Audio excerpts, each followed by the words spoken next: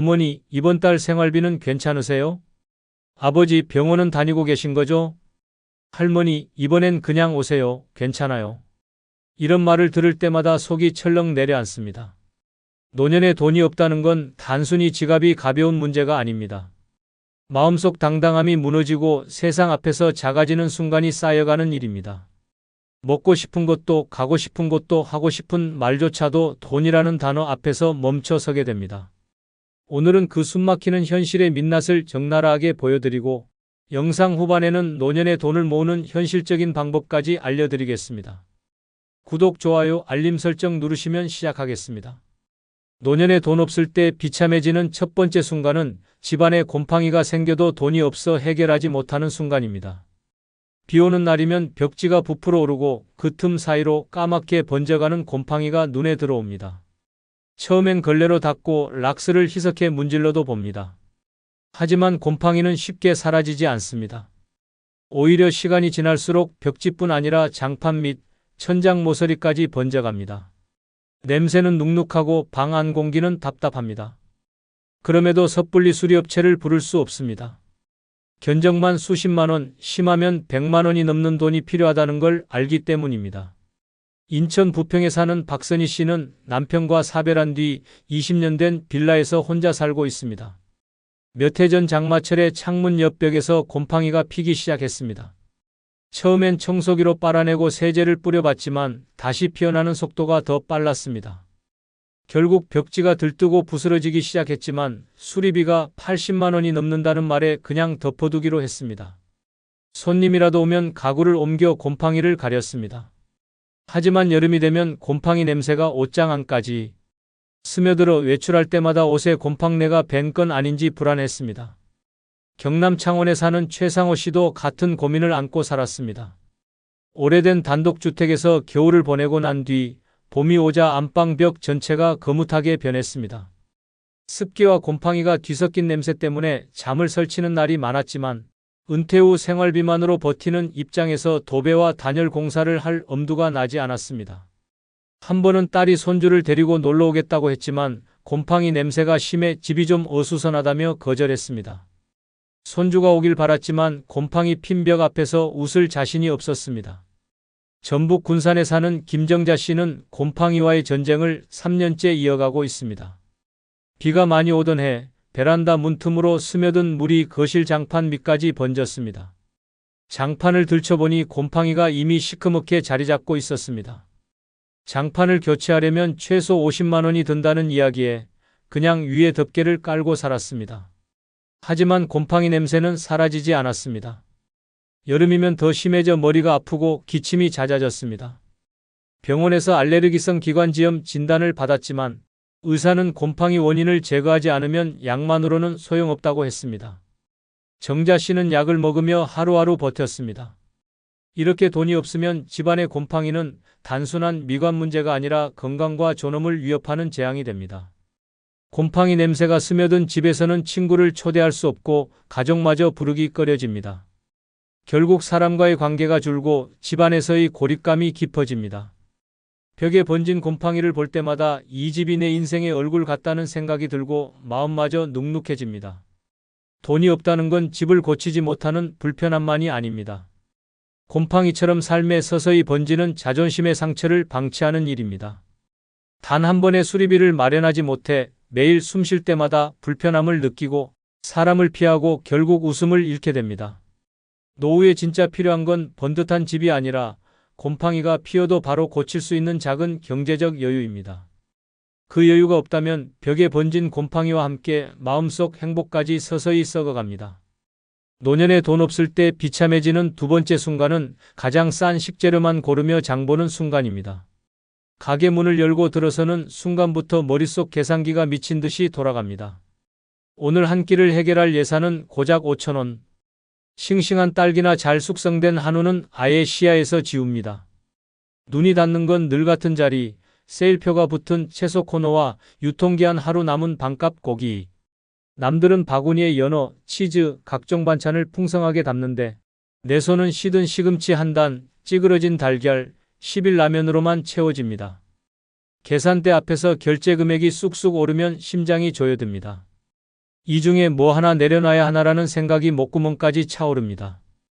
경남 창원에 사는 김정순 씨는 남편이 세상을 떠난 뒤 기초연금과 알바비로 생활을 이어왔습니다.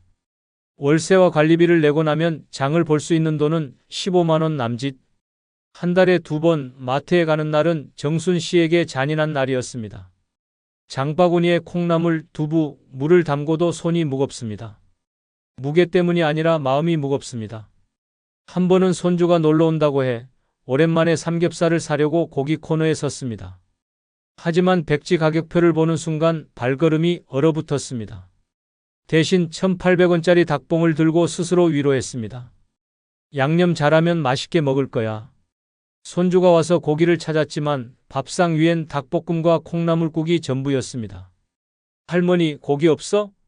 라는 순수한 질문에 정순 씨는 웃으며 다음에 사줄게라고 답했지만 부엌에 들어서자 눈물이 쏟아졌습니다. 그날 밤 냉장고 문을 열어보니 절반이 빈칸이었고 그 빈칸이 마치 자신의 노후를 비추는 거울 같았습니다. 비슷한 처지는 전북 군산에 사는 박용남 씨도 마찬가지였습니다. 그는 남편의 병간호로 전 재산을 쏟아부은 뒤 남은 건 월 50만 원의 국민연금뿐이었습니다. 장을 보러 가면 그는 무조건 유통기한 임박 코너부터 돌았습니다. 한 번은 우유가 마시고 싶어 냉장고 앞에 섰다가 500ml짜리조차 제값 주기가 아까워 발길을 돌렸습니다. 대신 1,000원짜리 커피 믹스를 담으며 이걸로 버티자고 혼잣말했습니다. 이렇게 돈이 없으면 장 보는 시간이 행복이 아니라 벌칙이 됩니다. 원하는 걸 고르는 기쁨이 아니라 버릴 걸 고르는 고통이 먼저입니다. 살 수 있는 것과 절대 살 수 없는 것의 경계가 점점 좁아지고 그 선은 매달 더 가혹해집니다.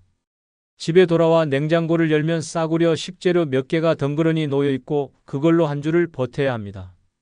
그 순간 가난은 단순히 배를 채우는 문제가 아니라 내 삶에서 선택할 권리를 송두리째 빼앗아갑니다.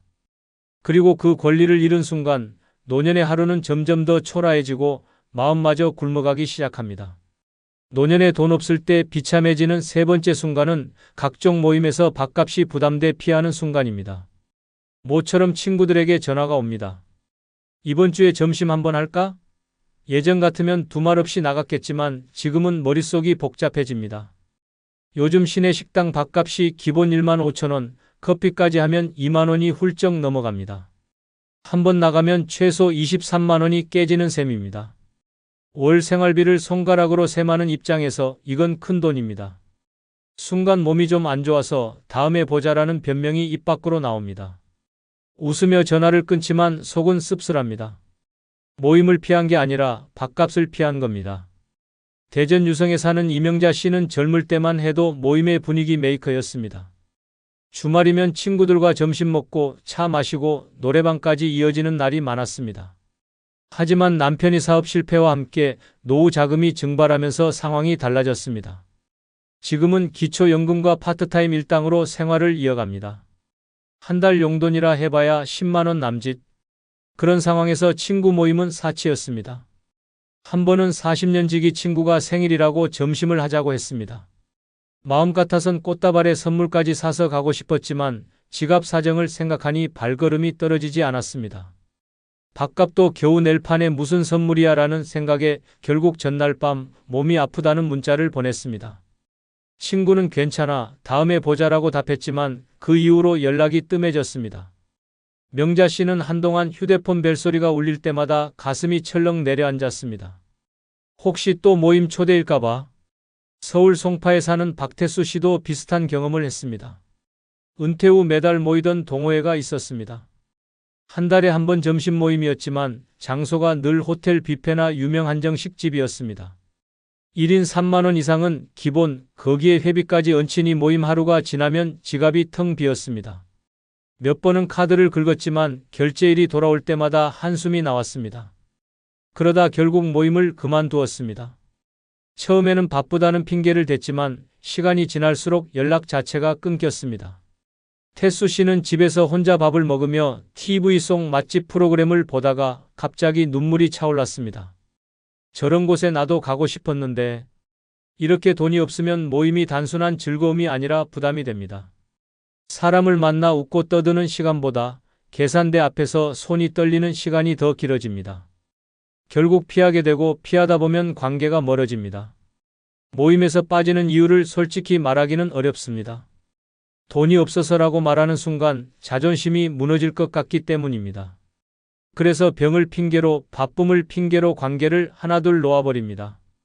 문제는 이렇게 한번 놓친 관계는 다시 잇기 어렵다는 겁니다. 사람들은 시간이 지나면 새로운 인연을 만들고 모임에서 사라진 사람은 잊혀집니다. 결국 집안에 혼자 남아 TV나 스마트폰 속 세상만 바라보게 됩니다. 그 외로움은 배고픔보다 더 깊고 오래갑니다. 노년에 돈 없을 때 비참해지는 네 번째 순간은 친구들과 즐거운 여행을 가도 마음속엔 돈 걱정으로 근심할 때입니다. 버스 창밖으로 바다가 보이고 친구들 웃음소리가 들립니다. 겉으론 같이 웃지만 속은 복잡합니다. 숙박비, 식사비, 기념품값까지 계산기를 머릿속에서 돌리느라 풍경이 눈에 들어오지 않습니다. 마트 장바구니를 고를 때처럼 여행에서도 이건 사도 되나?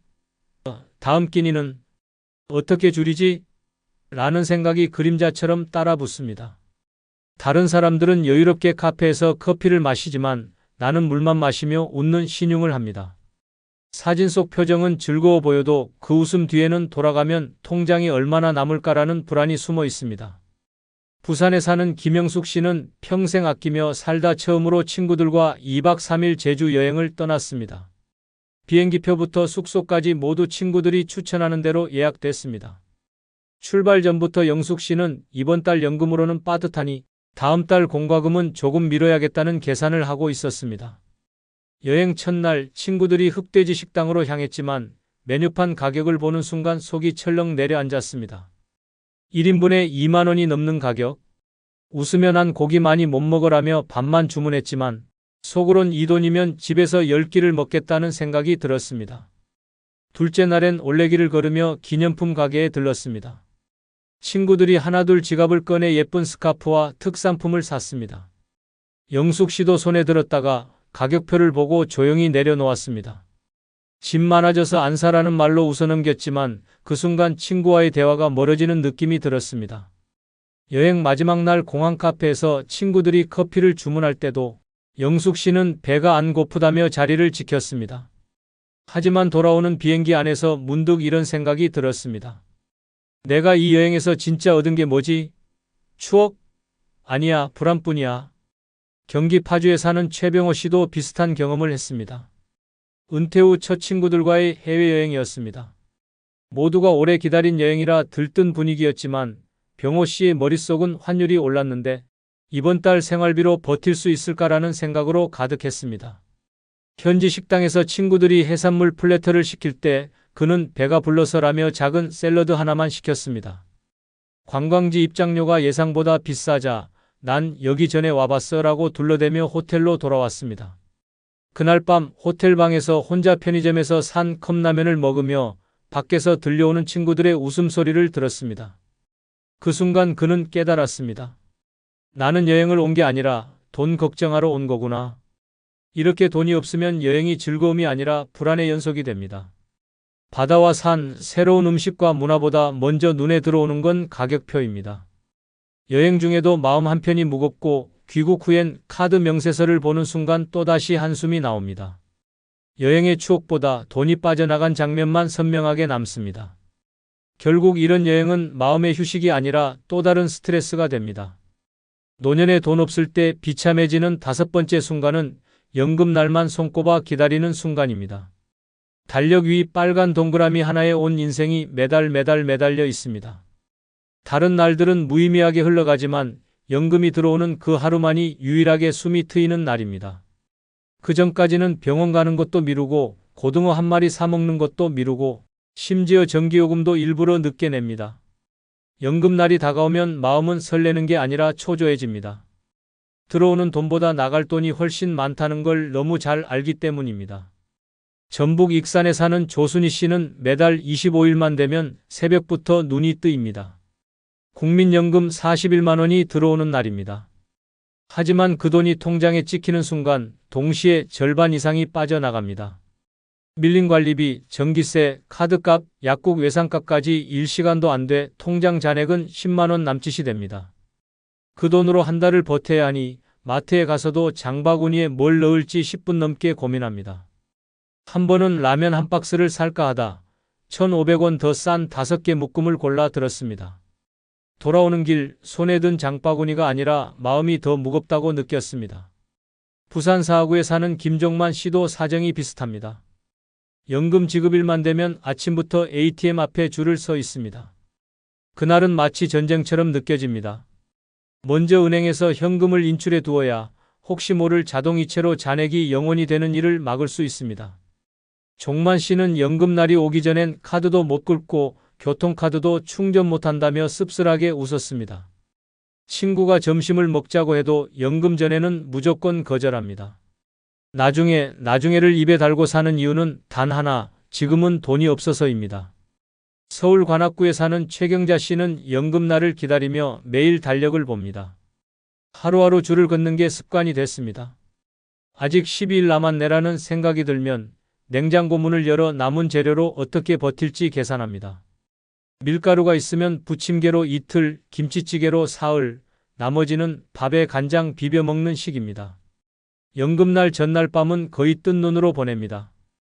다음날 아침 통장에 돈이 찍히면 제일 먼저 마트에 가지만 장바구니를 채우는 속도보다 마음속 계산이 더 빠릅니다. 이건 일주일치, 저건 3일치 하지만 그렇게 꽉 채운 식재료도 한 달이 끝날 즈음엔 또다시 바닥이 드러납니다. 그리고 다시 빨간 동그라미를 세며 기다립니다. 이렇게 연금날만 손꼽아 기다리는 생활은 단순히 가난을 넘어서 삶의 리듬까지 돈에 종속시킵니다. 날짜가 행복을 결정하고 통장 잔액이 기분을 지배합니다. 친구 만나는 날, 병원 가는 날, 심지어 약을 사는 날조차 연금날을 기준으로 정해집니다. 자유로운 노후가 아니라 돈 들어오는 날만 숨쉬는 간헐적 생존이 됩니다. 노년에 돈 없을 때 비참해지는 6번째 순간은 손주 생일에 용돈을 못 주고 미안한 마음이 드는 순간입니다. 손주가 태어난 날 그 작은 손을 처음 잡으며 마음속으로 다짐했습니다. 너한테만큼은 뭐든 아낌없이 주겠다. 하지만 세월은 그 약속을 무너뜨렸습니다. 은퇴 후 고정 수입은 연금뿐, 매달 관리비와 약값만 내도 통장은 빈칸이 됩니다. 평소엔 그냥 건강하게 얼굴만 봐도 된다고 스스로 위안하지만 손주 생일만큼은 마음이 무너집니다. 생일상 앞에서 웃고 있는 손주를 보면서도 주머니 속엔 축하 카드 한 장뿐인 현실이 그 웃음을 칼처럼 베어버립니다. 경기도 수원에 사는 정혜순 씨는 손주가 3명입니다. 한창 자랄 나이라 생일이면 케이크, 선물, 용돈이 오가는 모습이 당연합니다. 하지만 남편과 사별한 뒤 기초연금과 틈틈이 하는 청소일로 생활하는 혜순 씨에게 용돈은 사치였습니다. 첫째 손주 생일날 손에 쥔 건 고작 5,000원짜리 지폐 한 장. 봉투에 넣기도 민망해 그냥 편지에 끼워서 줬습니다. 손주는 환하게 웃으며 할머니 고마워요 라고 했지만 그 뒤에 부모가 슬쩍 미소로 눈치를 주는 걸 놓치지 않았습니다. 돌아오는 길 버스 창밖을 보며 눈물이 흘렀습니다. 내가 이렇게밖에 못하는 할머니구나. 부산 해운대에 사는 이성호 씨는 은퇴 전엔 명절이나 생일이면 10만 원, 20만 원씩 용돈을 주던 할아버지였습니다. 자식들도 손주들도 우리 아버지 통 크다라고 자랑했습니다. 하지만 은퇴 후 사업 실패로 빚까지 지면서 상황이 달라졌습니다. 둘째 손주 생일에 겨우 케이크 하나만 사갔습니다. 아이가 용돈 봉투를 기대하는 눈빛을 보자 성호 씨는 괜히 케이크 상자를 열며 이거 내가 좋아하는 거야 라며 웃었습니다. 하지만 마음속에선 칼로 쑤시는 듯한 부끄러움이 몰려왔습니다. 집에 돌아와 봉투 하나 못 건넨 자책감에 잠을 이루지 못했습니다. 전북 전주에 사는 최미자 씨는 한 번의 경험 이후 아예 손주 생일날을 피합니다. 예전에 빈손으로 손주 생일에 갔다가 옆에서 다른 친척들이 두툼한 봉투를 건네는 모습을 보고 고개를 들 수 없었습니다. 그날 이후 생일이 다가오면 일부러 감기 기운이 있다며 가지 않습니다. 손주 목소리를 듣고 싶은 마음보다 봉투 하나 준비 못하는 수치심이 더 크기 때문입니다. 하지만 전화를 걸어 생일 축하한다라고 말할 때마다 목소리가 떨립니다. 이렇게 돈이 없으면 손주 생일이 기쁨이 아니라 두려움이 됩니다. 축하해주고 싶은 마음은 크지만 현실은 그 마음을 담아낼 여유를 허락하지 않습니다. 손주가 웃는 날 할머니 할아버지의 마음은 오히려 울고 있는 것입니다. 가족끼리의 따뜻한 자리에서조차 위축되고 손주의 기억 속에 주는 사람이 아닌 아무것도 못하는 사람으로 남을까봐 겁이 납니다. 노년에 돈을 모으는 현실적인 방법은 큰 돈을 벌 생각보다 새는 돈을 막고 저축 습관을 되살리는 것에서 시작됩니다. 첫째, 생활비 구조를 재정비해야 합니다. 매달 나가는 고정 지출을 종이에 적고 꼭 필요한 것과 줄일 수 있는 것을 구분합니다. 사용하지 않는 구독 서비스, 불필요한 보험료, 과도한 통신비부터 줄이면 효과가 큽니다. 이렇게 절약한 금액은 반드시 따로 모아야 합니다. 작은 돈이라도 저축 통장으로 옮겨두면 쌓이는 속도가 다릅니다. 둘째, 꾸준한 저축을 습관화하는 것입니다. 금액이 적어도 상관없습니다. 하루 1,000원, 한 달 3만 원이라도 손대지 않는 통장에 자동 이체를 걸어두면 의식하지 않아도 돈이 모입니다. 저축의 핵심은 금액이 아니라 계속 유지하는 힘입니다. 셋째, 현금 흐름을 만드는 방법을 찾으십시오. 건강이 허락한다면 가벼운 아르바이트나 재능을 살린 소일거리를 하세요. 도보 택배 배달, 카드 배송 업무 등 나이에 맞는 일은 의외로 많습니다. 고정 수입이 한 줄 더 생기면 저축 속도가 빨라집니다. 넷째, 받을 수 있는 연금과 복지 혜택을 최대한 활용하세요. 기초연금, 주거급여, 건강보험 감면 등은 신청만 해도 생활비를 줄여주고 그만큼 저축 여유를 만듭니다. 마지막으로 소비 습관을 바꾸는 것이 중요합니다. 충동구매 대신 3일 고민법을 쓰고 장을 볼 땐 필요한 목록만 들고 가며 전략한 금액은 곧바로 저축 계좌로 옮기는 습관을 만드십시오.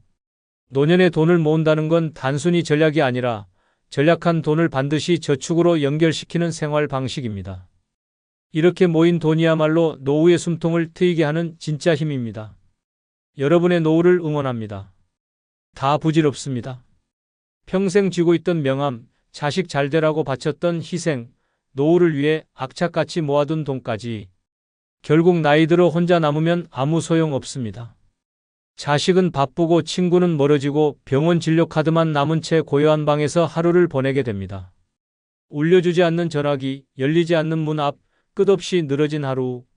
그렇게 무너지는 노후를 막으려면 단 5가지만 준비하면 됩니다. 그걸 갖춘 사람만이 혼자 살아도 최고로 자유롭고 안전한 노년을 누립니다.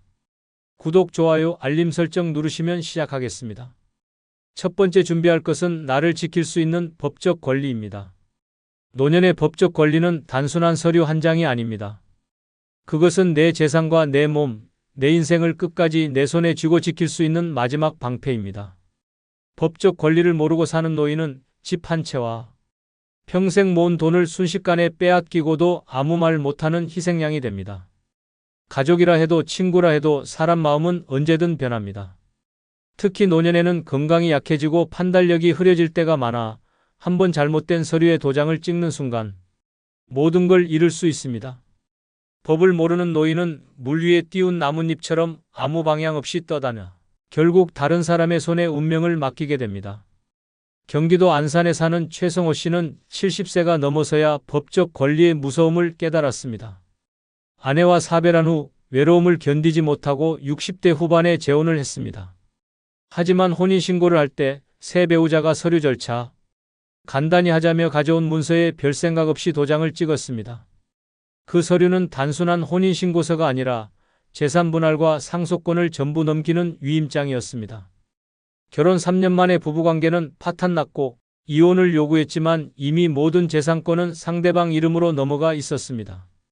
평생 벌어 모은 3억 원 예금과 집 한 채를 한순간에 잃었고 최 씨는 월세방으로 쫓겨났습니다. 그는 말합니다. 사람한테 당한 게 아니라 법을 몰라서 당한 겁니다. 도장 찍는 순간 인생이 끝났습니다. 반대로 부산에 사는 이정화 씨는 법적 권리를 단단히 준비한 덕분에 평생 모은 재산을 온전히 지킬 수 있었습니다. 혼자 사는 그녀는 젊을 때부터 유언장 작성, 재산 증여 계약, 의료 결정서까지 모든 법적 절차를 변호사와 함께 준비했습니다. 나중에 혹시라도 아프거나 의식이 없을 때 누가 병원 결정권을 가질지까지 미리 지정했습니다. 그리고 모든 서류를 법원 공증까지 마쳤습니다. 몇 해 전 먼 친척이 찾아와 집을 담보로 대출을 받아달라고 했지만 그녀는 법률 자문을 통해 단호히 거절했습니다. 서류 한 장 허투루 쓰지 않았고 모든 결정을 법적 틀 안에서만 움직였습니다. 지금 그녀는 여전히 자기 집에서 살며 통장과 재산 목록을 스스로 관리합니다. 그녀는 말합니다. 내 재산은 내가 지켜야 합니다. 법적 권리를 쥐고 있으면 누구도 함부로 못합니다. 서울 강북구의 박태수 씨 사례는 더 끔찍합니다. 그는 장남이 아버지 이름으로 된 집을 제 명의로 해두면 세금이 줄어든다는 말에 속아 소유권 이전 등기를 해줬습니다. 처음엔 가족이니 믿을 수 있다고 생각했지만 1년 후 아들이 그 집을 담보로 대출을 받고 원리금 상환이 밀리자 은행에서 경매에 넘겨버렸습니다. 결국 박 씨는 자신이 살던 집에서 강제로 퇴거당했고 남은 건 보증금도 없는 단칸방과 채무 독촉장이었습니다. 그는 씁쓸하게 말합니다. 가족이라 믿었는데 가족이 가장 먼저 등을 돌렸습니다. 내 잘못은 법적 절차를 몰랐던 겁니다. 하지만 대전의 김윤자 씨는 법적 준비 덕에 정반대의 삶을 살고 있습니다. 60대 초반에 홀로 된 그녀는 변호사 상담을 통해 모든 재산을 자신 명의로 굳게 묶었습니다. 자녀들에게 증여 계획은커녕 본인이 원할 때만 소액을 생활비로 지원했습니다. 혹시라도 혼수 상태에 빠질 경우를 대비해 연명의료 결정서와 신탁 계약도 체결했습니다. 몇 년 전 친척이 접근해 투자 명목으로 거액을 요구했지만 그녀는 법적으로 계약을 피하며 단칼에 거절했습니다. 김 씨는 지금도 여유롭게 살며 자신이 원할 때 원하는 곳에 돈을 씁니다. 그녀는 말합니다. 내 권리를 내가 지키니까 마음이 이렇게 편합니다. 법이 나를 지켜줍니다. 나를 지킬 수 있는 법적 권리는 선택이 아니라 필수입니다. 서류 한 장, 도장 한 번이 평생의 자유와 재산을 갈라놓습니다. 법을 모르면 당하는 건 시간 문제이고 법을 알면 누구도 함부로 못합니다. 노년에 혼자 살며 최고의 삶을 원한다면 반드시 내 권리를 지키는 법적 무기를 손에 쥐어야 합니다. 그것이 당신 인생의 마지막 방패입니다. 두 번째 준비할 것은 빚 없는 깔끔한 재정 상태입니다. 노년의 빚은 단순한 숫자가 아니라 목줄을 죄는 족쇄입니다. 나이 들어서까지 채권자 전화를 받으며 눈치를 보고 은행 창구 앞에서 연체료를 계산하는 순간 인간으로서의 자존심은 무너집니다. 빚이 있으면 마음이 불안해 잠식당하고 모든 결정이 돈이라는 단어에 얽매입니다. 여행을 가고 싶어도 좋은 음식을 먹고 싶어도 심지어 아파도 병원 가는 것을 미루게 됩니다. 빚은 몸보다 마음을 먼저 병들게 합니다. 하루를 살아도 자유롭게 떳떳하게 살고 싶은 노년이라면 반드시 빚이라는 족쇄부터 끊어내야 합니다. 하지만 현실은 냉혹합니다. 빚을 끌어안은 채 노후를 맞이한 사람들의 인생은 끝없는 고통으로 이어집니다. 인천에 사는 이광수 씨는 50대 후반에 다니던 직장이 구조조정으로 사라지면서 생활비를 감당하기 위해 신용카드 현금 서비스에 손을 댔습니다. 조금만 버티면 다시 일할 수 있겠지라는 생각이었지만 일자리는 돌아오지 않았습니다. 그렇게 몇 년 만에 빚은 수천만 원으로 불어났고 이자는 그의 노후를 삼켜버렸습니다. 매달 나오는 국민연금 절반 이상이 이자로 빠져나가고 남은 돈으로는 전기가스요금과 최소한의 식비만 충당할 수 있었습니다. 친구들이 여행 가자는 연락을 해도 대꾸조차 못했고 심지어 손주 돌잔치에 가서도 축하금 몇만 원을 봉투에 넣으면서 얼굴이 화끈거렸습니다. 몸은 건강했지만 빚이 그의 발목을 잡아 결국 폐인처럼 집에만 틀어박혀 살게 만들었습니다. 반면 경남 창원에 사는 정혜순 씨는 정반대의 길을 걸었습니다. 젊을 때부터 빚은 독이라고 생각하며 집을 살 때도 대출 대신 작은 전셋집에서 시작했습니다. 남들이 새 차를 뽑고 해외여행을 다녀올 때도 그녀는 중고차를 몰고 근거리 여행만 다녔습니다. 하고 싶은 사업 제안이 들어와도 빚을 져야 한다면 단호히 거절했습니다. 주변에서는 너무 소심하다, 그렇게 살면 평생 가난하다고 손가락질했지만 그녀는 꿋꿋했습니다. 그 결과 60대가 된 지금 그녀는 큰 재산가는 아니지만 마음이 편안합니다. 국민연금과 소규모 상가 임대 수익으로 생활하고 병원비나 예상치 못한 지출이 생겨도 당황하지 않습니다. 손주 생일이면 직접 장난감과 용돈을 챙기고 봄이면 친구와 1박 여행을 다니며 내가 진짜 부자라고 말합니다. 빚이 없으니 돈이 많지 않아도 삶이 자유롭다는 걸 몸소 증명하고 있는 것입니다. 또 다른 사례는 극단적으로 대비됩니다. 서울 동대문구의 박준호 씨는 60세가 되던 해 노후 대비를 위해 부동산 투자에 나섰습니다. 하지만 시장 상황을 잘 알지 못한 채 무리하게 대출을 끌어다 투자했고 몇 년 뒤 부동산 가격이 폭락하자 대출 원리금 상환이 감당할 수 없는 수준이 됐습니다. 그때부터 시작된 건 지옥 같은 나날이었습니다. 매달 이자 갚느라 연금도 모자라서 결국 살던 집을 팔고 반지하 월세로 이사해야 했습니다. 빚 독촉 전화는 하루에도 몇 번씩 울렸고 박 씨는 전화를 받지 않기 위해 휴대폰 전원을 꺼놓고 지냈습니다. 빚 때문에 자식들에게 손 벌리기도 미안해졌고 사람들을 피하다 보니 사회와 완전히 단절됐습니다. 결국 그는 우울증 진단까지 받으며 차라리 죽고 싶다는 말까지 입에 올렸습니다. 반대로 강원도 원주에 사는 김미정 씨는 노후 자금이 넉넉하진 않지만 철저히 빚 없는 인생을 지켰습니다. 젊었을 때부터 소비를 통제하고 모든 지출을 현금으로 처리했습니다. 은퇴 후에도 욕심을 부리지 않고 수입 범위 안에서만 생활했습니다. 그래서인지 그녀는 얼굴에 늘 여유 있는 미소를 띠고 있습니다. 아침마다 동네 카페에서 커피를 마시며 신문을 읽고 가끔은 버스를 타고 시내를 나가 친구와 점심을 먹습니다. 내 통장에 남은 돈은 많지 않지만 갚아야 할 돈이 전혀 없다는 게 이렇게 행복한 줄 몰랐다며 웃는 그녀의 얼굴은 빚 없는 노년의 가치를 그대로 보여줍니다. 빚이 있는 노후와 빚이 없는 노후의 차이는 단순한 금액이 아닙니다. 빚이 있으면 하루하루가 불안과 수치심으로 물들지만 빚이 없으면 하루하루가 내 선택과 여유로 채워집니다. 노년에 혼자 살아도 당당하고 자유롭게 살고 싶다면 그 시작은 반드시 빚 없는 깔끔한 재정 상태에서 출발해야 합니다. 그것이야말로 노년을 지옥으로 만들지 않는 유일한 보험입니다. 세 번째 준비할 것은 적당한 일거리나 봉사활동입니다. 노년에 시간이 넘쳐나는 건 축복이 아니라 때로는 저주가 됩니다. 할 일이 없으면 하루가 길어지고 길어진 하루는 생각을 부풀립니다. 그리고 그 생각은 곧 불안과 우울로 변합니다. 방 안에 앉아 TV만 보며 시간을 죽이는 생활이 반복되면 몸은 굳고 마음은 무너집니다. 젊을 땐 일이 많아 힘들다고 불평했지만 나이 들어 일거리가 전혀 없는 건 더 큰 지옥입니다. 돈을 벌든 봉사활동을 하든 몸과 마음을 쓸 일이 있어야 합니다. 그게 없으면 하루가 아니라 인생 전체가 썩어갑니다. 대구에 사는 김병철 씨는 65세에 조기 퇴직을 하고 이제 여유롭게 살겠다는 생각으로 아무 일도 하지 않았습니다. 처음엔 늦잠 자고 드라마 보고 공원 산책하며 노후를 즐긴다고 여겼지만 1년이 지나자 상황은 달라졌습니다. 사람을 만나는 횟수가 줄고 하루 종일 집 안에서만 생활하면서 체중이 15kg나 늘었습니다. 병원에서는 고혈압과 당뇨 진단을 받았고 밤마다 잠이 오지 않아 술에 의지하게 됐습니다. 가족들도 아버지가 점점 예민해지고 화를 잘 낸다고 말했습니다. 결국 그는 건강뿐 아니라 가족 관계까지 잃었습니다.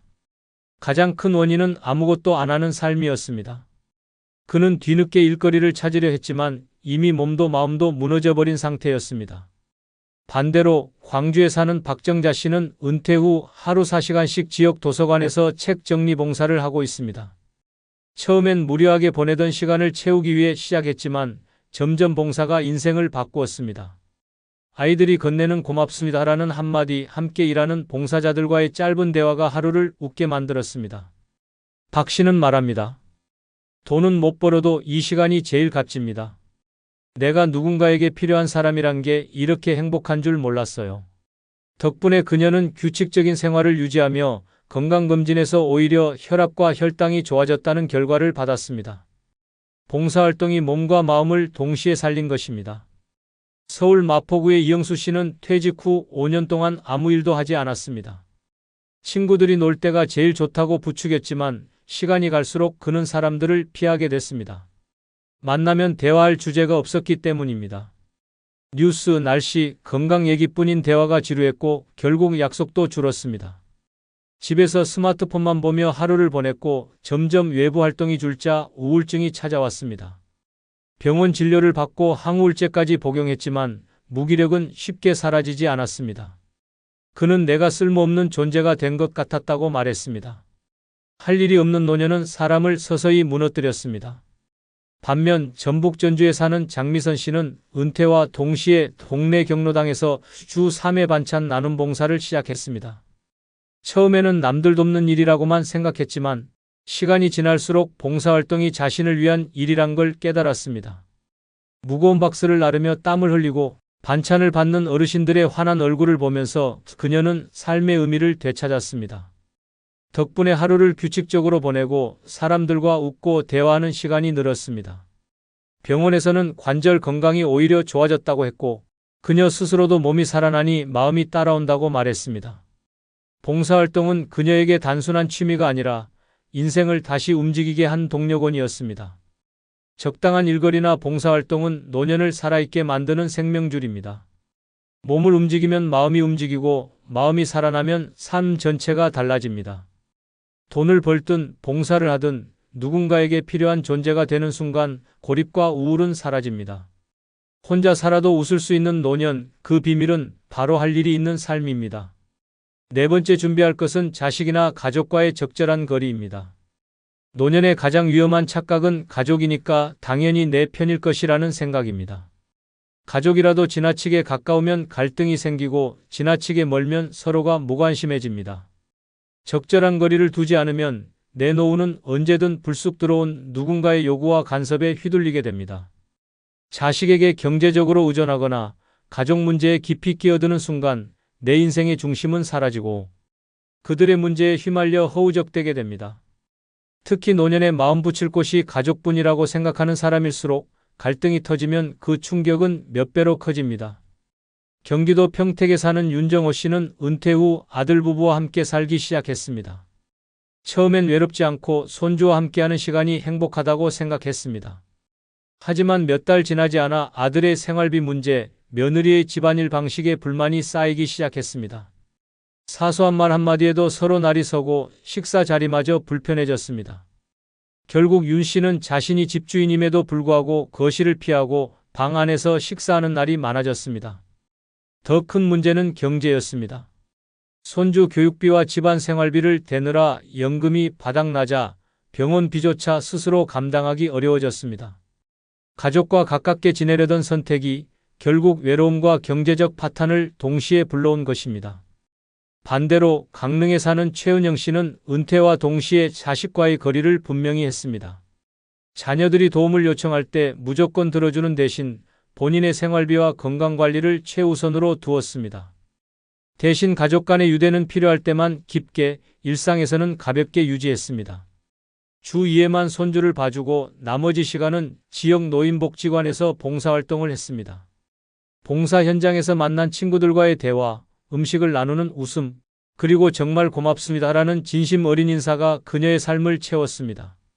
최 씨는 말합니다.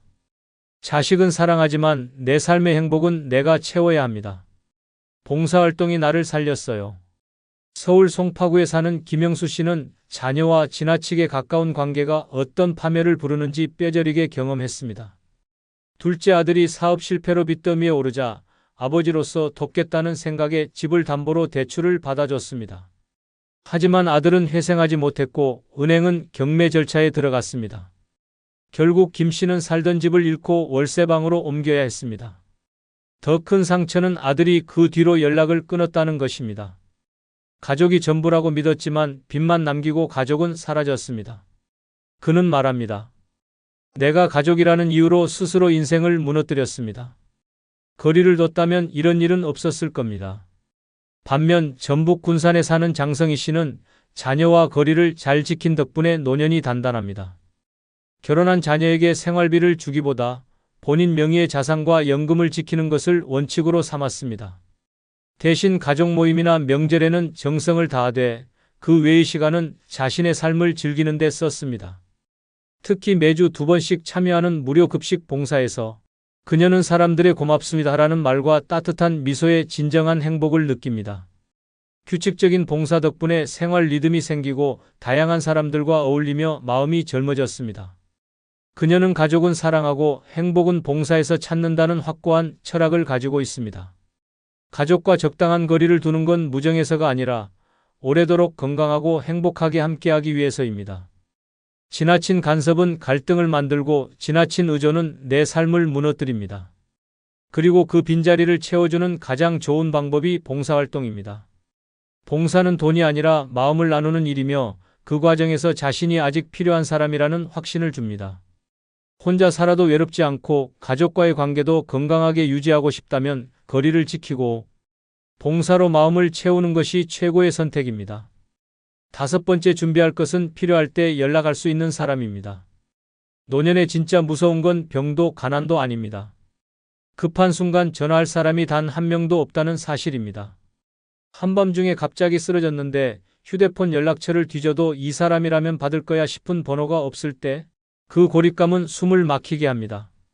평소에 함께 밥 먹고 웃는 사람은 많아 보여도 진짜 필요한 순간에 내 손을 잡아줄 사람은 극소수입니다. 그 한 명이 없으면 당신의 노후는 고요한 방 안에서 천천히 무너집니다. 부산에 사는 조성우 씨는 평생 가정을 위해 일하며 정작 자기 인간관계에는 무심했습니다. 은퇴 후엔 친구들도 하나둘 연락이 끊겼고 가족 외엔 아는 사람이 없었습니다. 그러던 어느 날 새벽 갑작스러운 흉통으로 쓰러졌지만 옆에 있던 아내는 이미 몇 년 전 세상을 떠났고 자식들은 멀리 살고 있었습니다. 휴대폰을 잡아도 누구에게 전화를 걸어야 할지 막막했습니다. 결국 그는 기어가듯 119를 눌렀지만 신고 위치를 정확히 설명하지 못해 구조가 늦어졌습니다.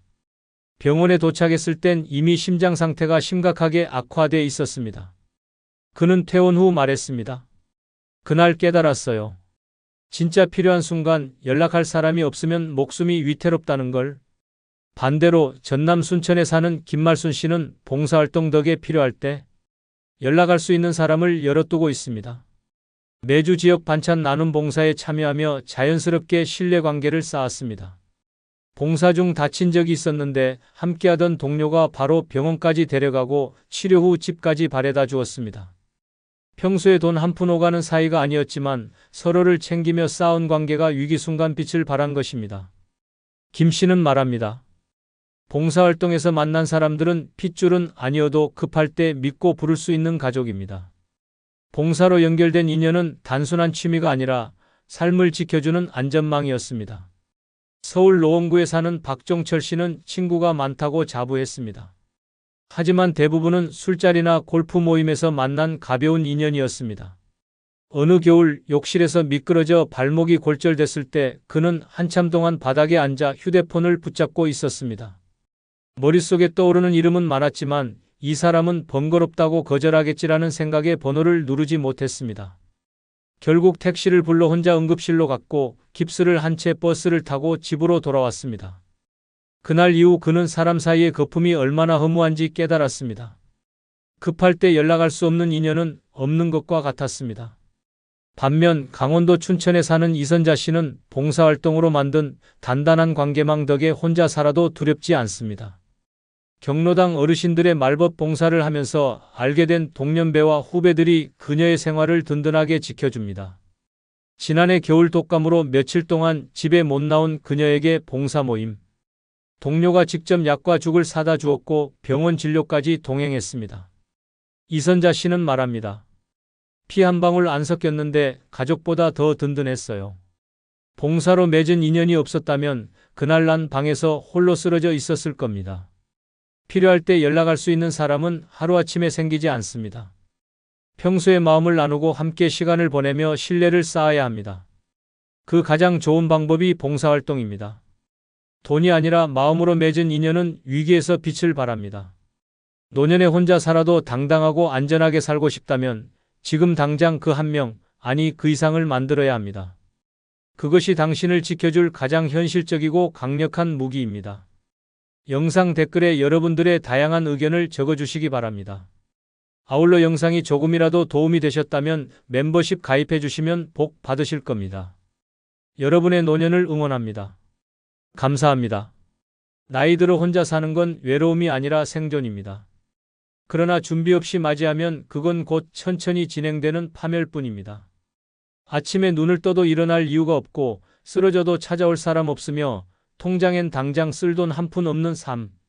주변은 엉망, 하루는 무너지고 남의 일에 끼어든 죄로 인간관계까지 망가집니다. 노년에 혼자 잘 산다는 건 우연이 아니라 철저한 전략입니다. 오늘은 그 6가지 전략이 무엇인지 알아보겠습니다. 구독, 좋아요, 알림 설정 해주시면 시작하겠습니다. 노년에 혼자 잘 사는 첫 번째 방법은 나를 기쁘게 하는 작은 사치를 허락하는 것입니다. 평생 아껴 쓰고 참고 남을 먼저 챙기느라 내 욕심 한번 제대로 부려보지 못한 인생이라면 지금이 바로 그 빚을 스스로 갚아줄 때입니다. 문제는 많은 이들이 여전히 주머니 속 돈을 꼭 쥐고 나를 위해 쓰는 순간마저 죄책감을 느낀다는 것입니다. 그 습관이 노년을 고독하게 만들고 인생을 초라하게 끝내게 합니다. 작은 사치는 단순한 소비가 아닙니다. 나를 살아있게 만드는 산소이며 내 존재를 확인하는 선언입니다. 좋아하는 꽃 한 송이를 사는 것, 평소 눈여겨본 옷 한 벌을 사입는 것, 비싼 케이크 한 조각에 커피를 곁들이는 것도 모두 살아있음을 증명하는 행위입니다. 이 사소한 즐거움이 하루를 버티게 하고 내일을 기다리게 합니다. 반대로 혹시라도 나중에 필요할까 봐라는 이유로 끝없이 참고 아끼다 보면 그 나중은 오지도 않고 내 삶의 빛깔은 완전히 바래버립니다.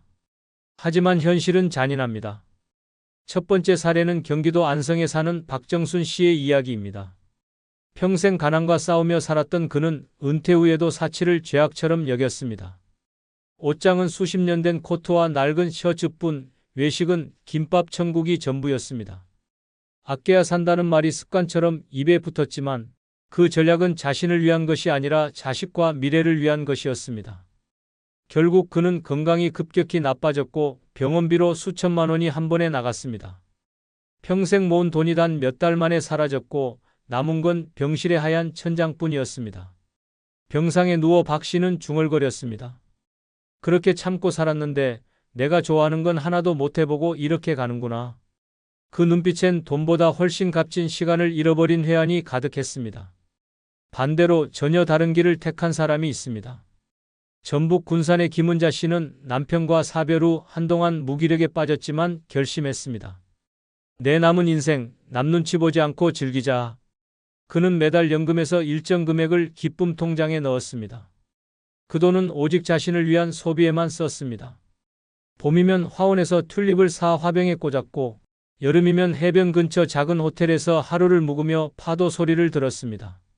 가을에는 미술 전시를 보러 서울에 갔고 겨울이면 평생 꿈꾸던 한정식 코스를 혼자 맛보았습니다.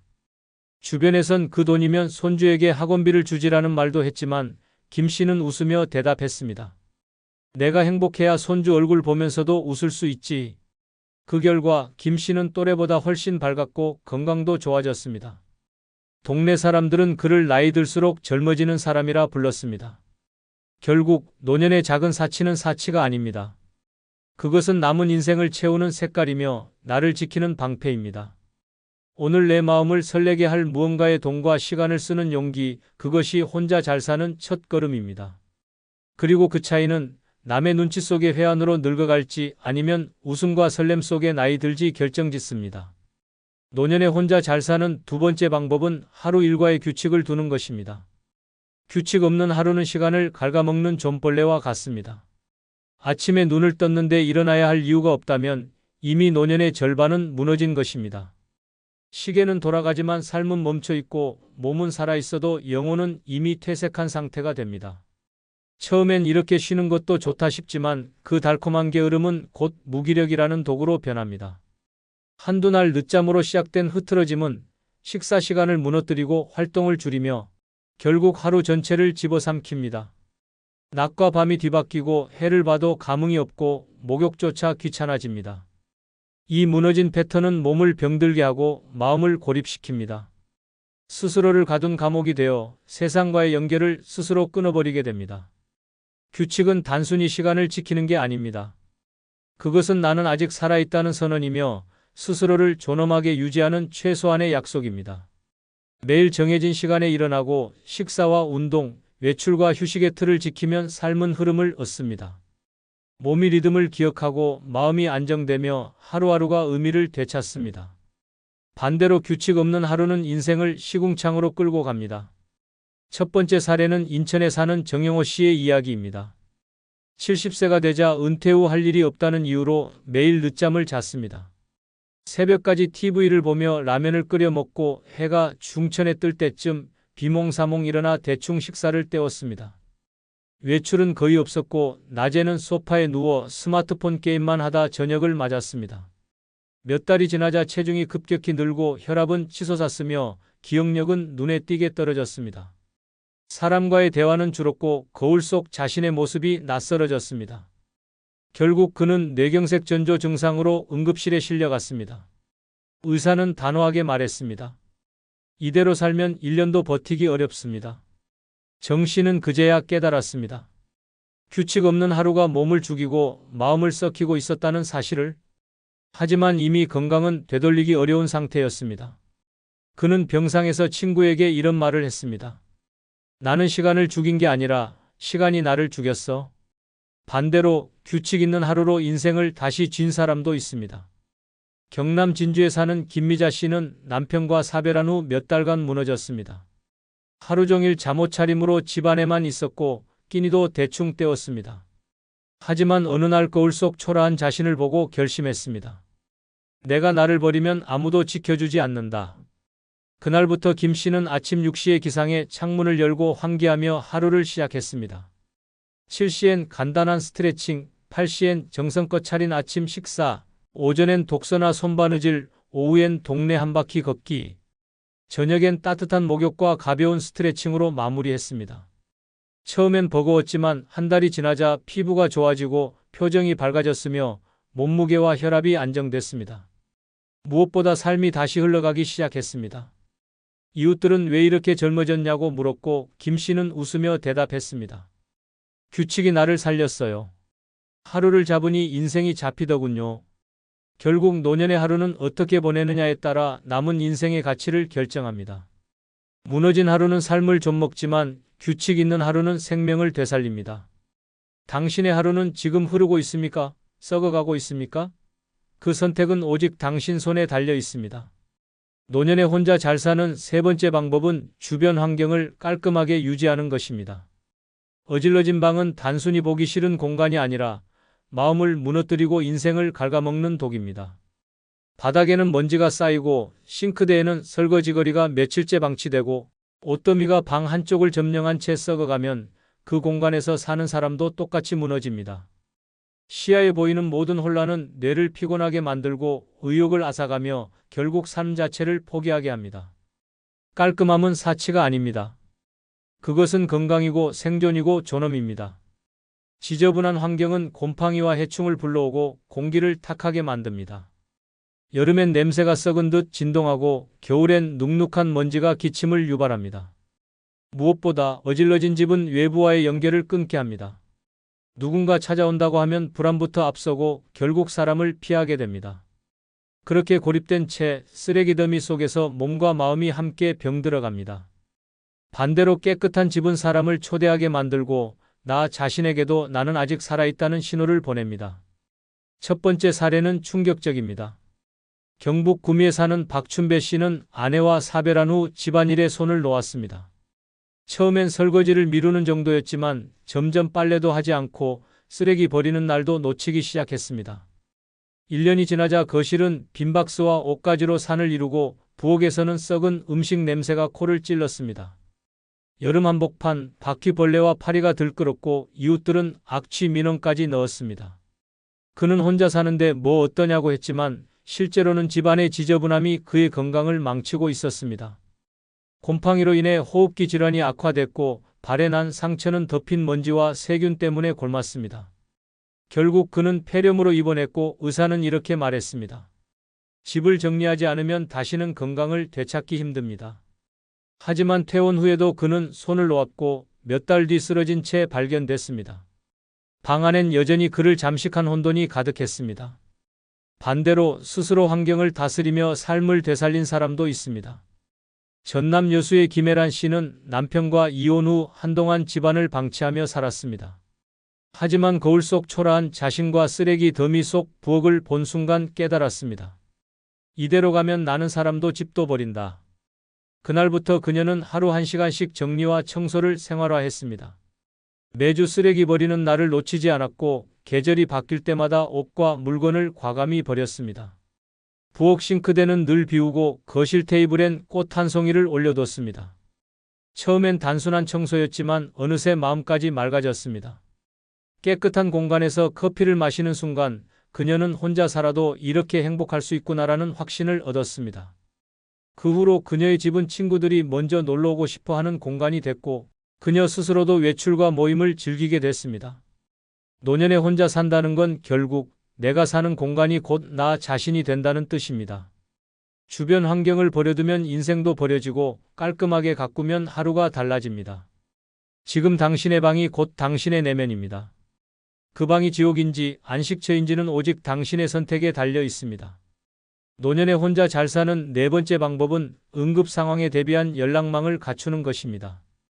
혼자 사는 노인에게 가장 무서운 순간은 쓰러지는 그 순간이 아니라 쓰러진 뒤 아무도 모른다는 사실입니다.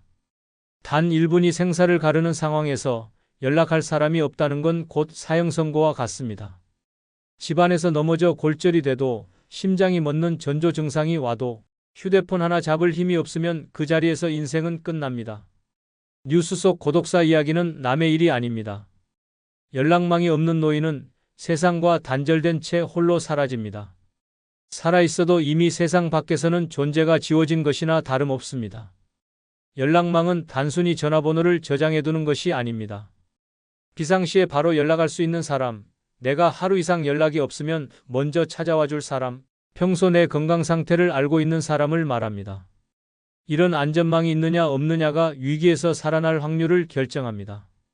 하지만 많은 노인들이 괜히 폐 끼치고 싶지 않다는 이유로 연락망 구축을 미루고 결국 그 미루던 하루가 최후가 되는 경우가 많습니다. 첫 번째 사례는 서울 마포에 사는 이호진 씨 이야기입니다. 은퇴 후 혼자 살던 그는 평소 지인과의 연락을 거의 끊고 지냈습니다. 그러던 어느 날 새벽 화장실에서 갑작스러운 어지럼증과 함께 쓰러졌습니다. 의식은 있었지만 하반신이 움직이지 않았습니다. 휴대폰은 거실에 있었고 문을 두드려줄 이웃도 없었습니다. 그렇게 꼼짝없이 누워있던 그는 이틀 만에 탈수와 저체온으로 의식을 잃었습니다. 그를 발견한 건 택배기사였습니다. 문 앞에 쌓인 택배를 이상하게 여긴 기사가 경찰에 신고한 덕에 목숨은 건졌지만 이미 하반신 마비가 진행돼 평생 휠체어 신세를 지게 됐습니다. 병원 침대에 누운 그는 흐느끼며 말했습니다. 그날 전화 한 통만 할 수 있었어도 이렇게 되진 않았을 겁니다. 반대로 철저한 연락망 덕에 생명을 지킨 사람도 있습니다.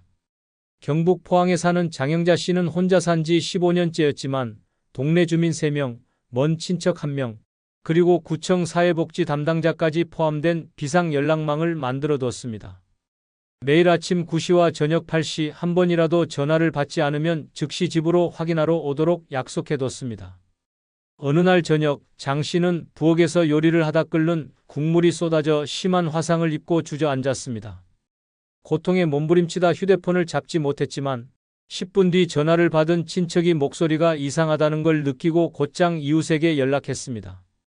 이웃이 문을 열고 들어왔을 땐 이미 장 씨의 의식이 흐릿했지만 신속히 119를 불러 화상 치료를 받게 했습니다.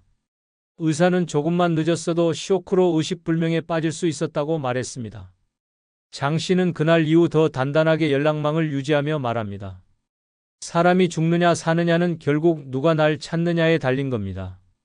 노년에 혼자 산다는 건 내가 쓰러졌을 때 누가 찾아와 줄 사람이 있는지 스스로 확인해야 한다는 뜻입니다. 연락망이 없는 건 집에 불이 나도 경복이 없는 것과 같습니다. 평소엔 필요 없어 보여도 단 한 번의 위기에서 생명을 살립니다. 지금 당신의 연락처 목록에는 내가 사라졌을 때 가장 먼저 찾아올 사람이 있습니까? 없다면 오늘이 그 사람을 만드는 날이어야 합니다. 이 준비 하나가 당신의 마지막 순간을 완전히 바꿀 수 있습니다. 노년에 혼자 잘 사는 5번째 방법은 혹시 모를 상황에 대비한 비상금을 챙겨두는 것입니다. 비상금은 단순한 돈이 아닙니다. 위기 속에서 나를 지켜주는 마지막 생명줄입니다. 평생 모은 돈이 있어도 모든 자산이 예금이나 부동산에 묶여 있으면 당장 필요한 순간 한 푼도 꺼내 쓸 수 없습니다. 갑작스러운 병원비, 예기치 못한 사고, 급한 수리비 앞에서 현금이 없으면 그 순간부터 내 인생은 남의 손에 넘어갑니다. 특히 혼자 사는 노인에게 비상금은 자존심이자 생존권입니다. 누군가에게 손 벌리지 않고 스스로를 지킬 수 있는 유일한 무기입니다. 비상금이 없으면 위기는 무서운 속도로 삶을 집어삼킵니다. 응급실에 실려갔는데 병원비 선결제가 안 돼 치료가 지연된다면 목숨을 잃을 수도 있습니다. 집안에 갑작스러운 누수가 생겼는데 수리비를 못 내면 곰팡이와 악취 속에서 살아야 합니다. 무엇보다 돈이 없으면 선택권이 사라집니다. 내가 원하는 치료, 내가 원하는 방법, 내가 원하는 시간을 고를 수 없게 됩니다. 첫 번째 사례는 경기도 평택에 사는 문상호 씨 이야기입니다. 그는 평생 성실히 일하며 아파트 한 채를 마련했지만 비상금이라는 개념은 전혀 없었습니다. 돈은 은행에 있어도 되는 거지라고 생각했지만 문제는 그 은행 계좌가 정기예금으로 묶여 있었고 중도 해지 시 큰 손해가 나는 상황이었습니다. 그러던 어느 날 심한 흉통으로 쓰러져 응급실에 실려갔지만 병원에서 고액의 응급시술비를 바로 결제해야 한다고 했습니다. 지갑엔 3만 원이 전부였고 자식들에게 전화를 걸었지만 모두 해외 출장과 지방 근무 중이라 바로 올 수 없었습니다. 결국 치료는 몇 시간 지연됐고 그 사이 심근경색이 악화돼 평생 약물 치료를 받아야 하는 몸이 됐습니다. 병실에서 그는 자책했습니다. 집 한 채가 무슨 소용이야, 주머니에 쓸 돈이 없는데. 반대로 비상금이 위기에서 목숨을 건진 사례도 있습니다. 강원도 원주에 사는 장인숙 씨는 매달 연금에서 10만 원씩 현금으로 빼서 작은 금고에 넣어뒀습니다. 혹시 모를 날을 대비해 7년간 모은 금액은 약 800만 원. 주변 사람들은 괜히 현금으로 두면 도둑 맞는다고 했지만 그녀는 고집을 꺾지 않았습니다. 그러던 어느 겨울밤 난방 보일러가 고장나 집안 온도가 급격히 떨어졌습니다. 수리기사는 부품값과 긴급 출장비로 60만 원을 요구했지만 그 돈이 없으면 최소 3일은 추위 속에서 지내야 하는 상황이었습니다. 장 씨는 망설임 없이 금고에서 현금을 꺼내 결제했고 그날 밤 따뜻하게 잠들 수 있었습니다. 며칠 뒤 같은 아파트의 다른 노인은 돈이 없어 보일러를 고치지 못하고 폐렴에 걸려 병원에 실려갔다는 소식을 들었습니다. 장 씨는 그때 깨달았습니다. 비상금은 돈이 아니라 나를 살리는 방패라는 걸. 노년에 혼자 산다는 건 도움의 손길이 닿기 전에 스스로를 지킬 준비가 돼 있어야 한다는 뜻입니다. 비상금은 쓰지 않으면 가장 좋지만 필요할 땐 그 어떤 재산보다 빠르고 강력하게 나를 지켜줍니다. 당신의 집 어딘가에 아무에게도 말하지 않은 나만의 금고가 있습니까? 없다면 오늘부터 만들어야 합니다. 그 한 줌의 현금이 언젠가 당신의 생명을 그리고 당신의 마지막 자존심을 지켜줄 것입니다. 노년에 혼자 잘 사는 여섯 번째 방법은 타인의 삶에 지나치게 개입하지 않는 것입니다. 남의 인생에 발을 깊숙이 들이는 순간 그 끝은 거의 항상 상처와 후회로 돌아옵니다. 특히 나이 들어서는 좋은 뜻으로 시작한 말과 행동이 칼날처럼 돌아오는 경우가 많습니다. 자식 문제, 이웃 문제, 친척 문제에 괜히 끼어들면 처음엔 고마워하던 사람들이 어느 순간 부담스러워하고 끝내는 원망까지 쏟아냅니다. 그리고 그 순간 당신은 도움 준 은인이 아니라 귀찮고 참견 많은 노인으로 낙인 찍힙니다. 노년에 필요한 건 인정받는 것이 아니라 평온입니다. 하지만 많은 이들이 내 경험이 더 많다는 이유로 조언을 강요하고 문제를 해결해 주려 합니다. 그러나 세상은 변했고 사람들의 방식도 달라졌습니다. 과거엔 통했던 방법이 지금은 독이 되기도 합니다. 그럼에도 계속 개입하면 타인의 삶은 물론 내 마음까지 망가집니다. 첫 번째 사례는 충남 아산에 사는 윤광호 씨의 이야기입니다. 그는 아들이 부부싸움을 할 때마다 중재하러 나섰습니다. 가정은 깨지면 안 된다는 신념으로 밤중에도 택시를 타고 가 화해를 시켰고 경제적으로도 여러 번 지원했습니다.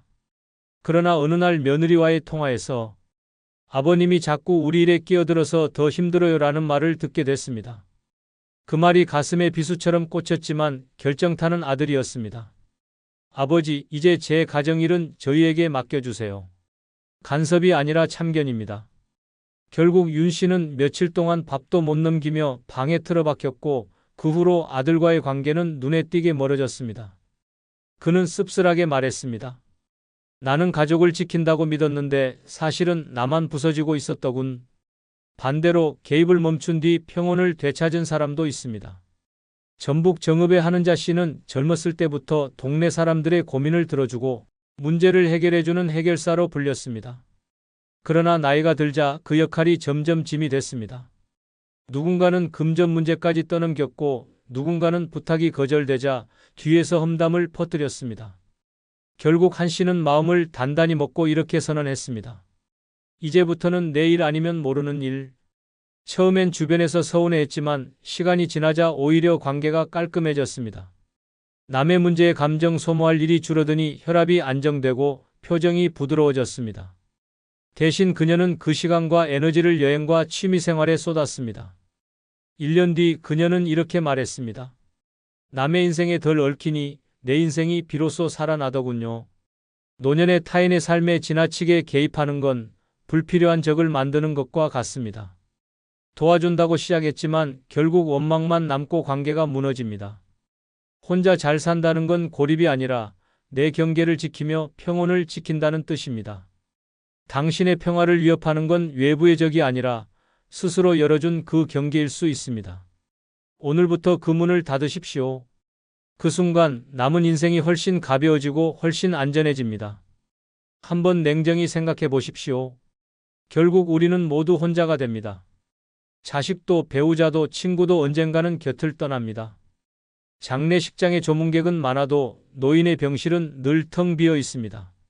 전화벨은 울리지 않고 문 두드리는 소리는 사라집니다.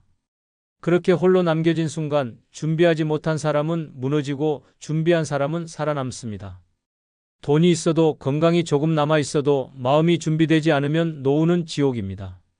그러나 단단히 대비한 사람은 외로움조차 두렵지 않습니다. 오늘 전할 6가지 생존법은 단순한 조언이 아닙니다. 노년의 존엄을 지키느냐, 무너져 비참하게 사라지느냐를 가르는 칼날 같은 진실입니다. 끝까지 보셔야 살아남을 수 있습니다. 첫 번째, 빚 없는 삶을 목표로 남은 대출을 빨리 갚는 법입니다. 빚은 노후를 좀먹는 독입니다. 나이가 들수록 필요한 건 돈이 아니라 자유인데 대출이 남아있다면 그 자유는 단단히 묶인 족쇄일 뿐입니다.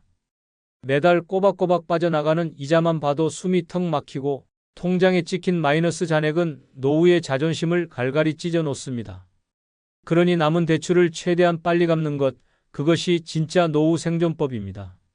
하지만 문제는 이 단순한 진리를 무시하다가 지옥 같은 노후로 떨어진 사람들이 너무 많다는 사실입니다. 경기도 안산에 사는 김영철 씨는 평생 공장에서 일하며 자식들 공부를 책임졌습니다. 그러나 집 한 채 마련하려 무리해서 대출을 받았습니다.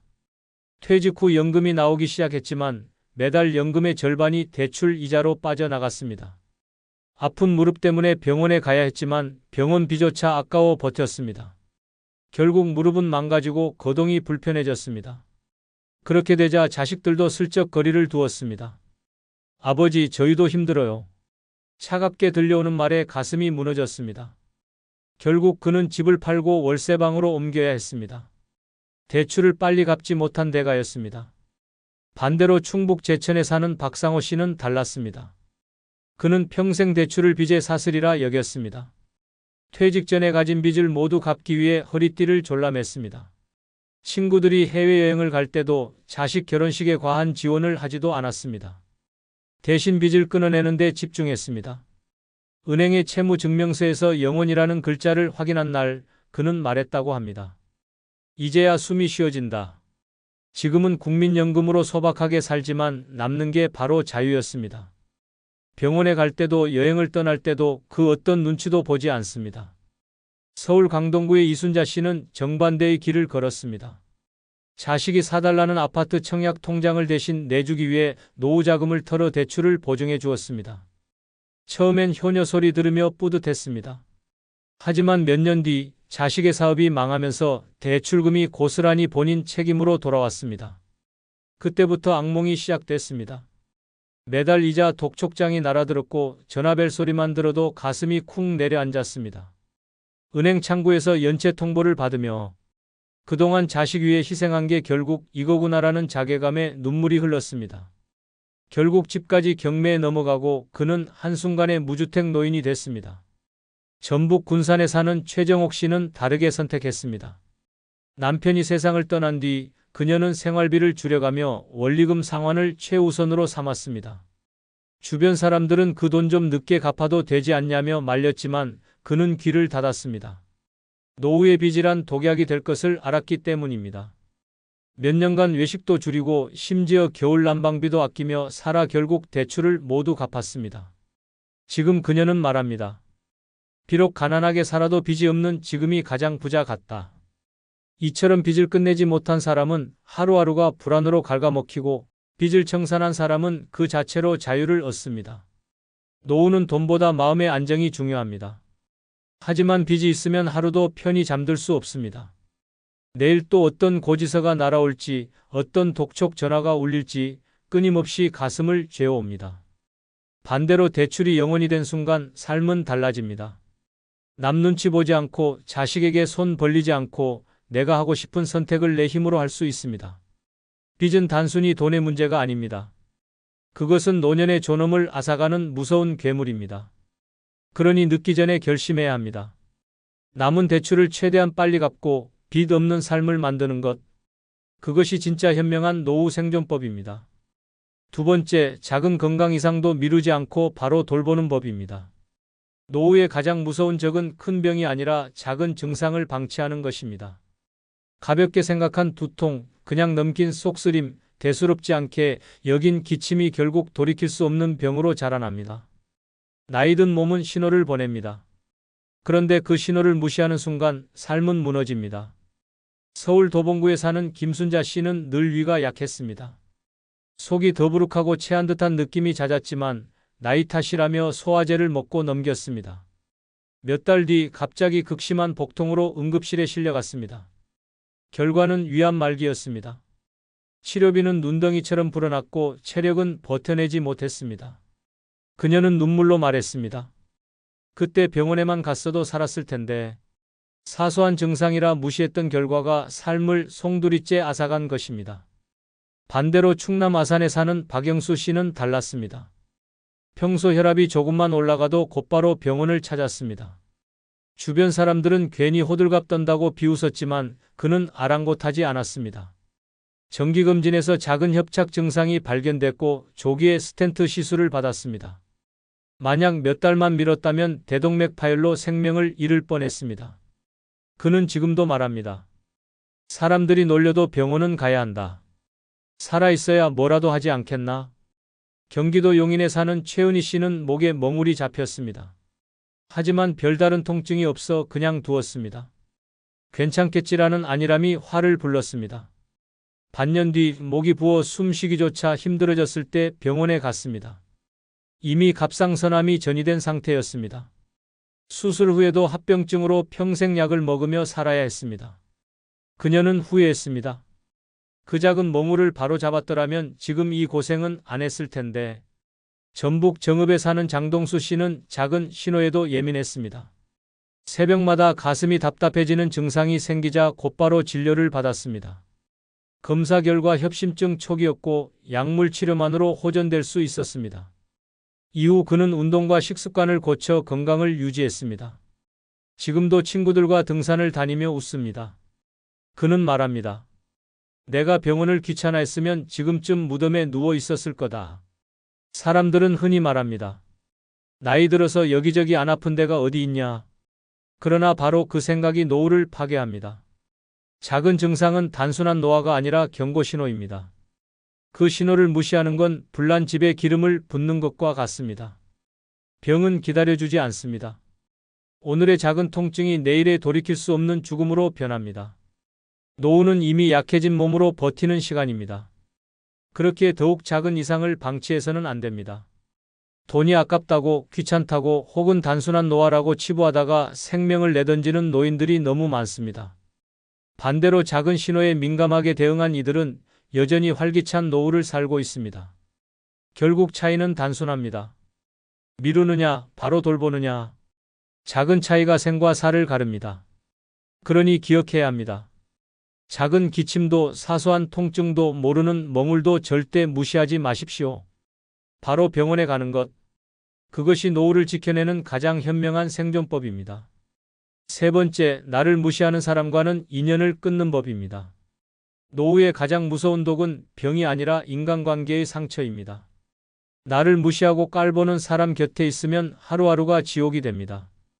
그들의 말 한마디, 눈빛 하나가 내 자존심을 송두리째 무너뜨립니다. 나이 들어 존엄을 지켜야 할 시기에 오히려 가장 가까운 사람에게 모욕당하며 살아가는 노인은 결국 무너집니다. 그러니 무조건 잘라내야 합니다. 나를 무시하는 사람과의 관계는 독이고 노후 생존을 갉아먹는 칼입니다. 경기도 의정부에 사는 박정자 씨는 남편과 사별한 뒤 자식 집에 들어갔습니다. 처음엔 효도받는 줄 알았습니다. 하지만 시간이 갈수록 며느리의 눈빛이 달라졌습니다. 어머니, 또 반찬 흘리셨어요? 도대체 왜 이렇게 눈치가 없으세요? 밥상 앞에서 매번 들려오는 그 말들이 박정자 씨의 가슴을 찔렀습니다. 자식 앞에서조차 무시당하는 순간 그녀는 더 이상 집안의 어른이 아니었습니다. 그 집에 있는 시간이 길어질수록 몸은 위축되고 말수가 줄고 결국 병원 진단에서 우울증 판정을 받았습니다. 나를 무시하는 사람 곁에 머문 대가였습니다. 반대로 부산 해운대에 사는 김동혁 씨는 달랐습니다. 친구들과 술자리에 나갈 때마다 그는 늘 무시당했습니다. 넌 은퇴했잖아. 너 같은 백수는 모르면 가만히 있어. 술잔을 기울일 때마다 들려오는 비아냥에 처음엔 껄껄 웃고 넘겼습니다. 하지만 점점 견딜 수 없었습니다.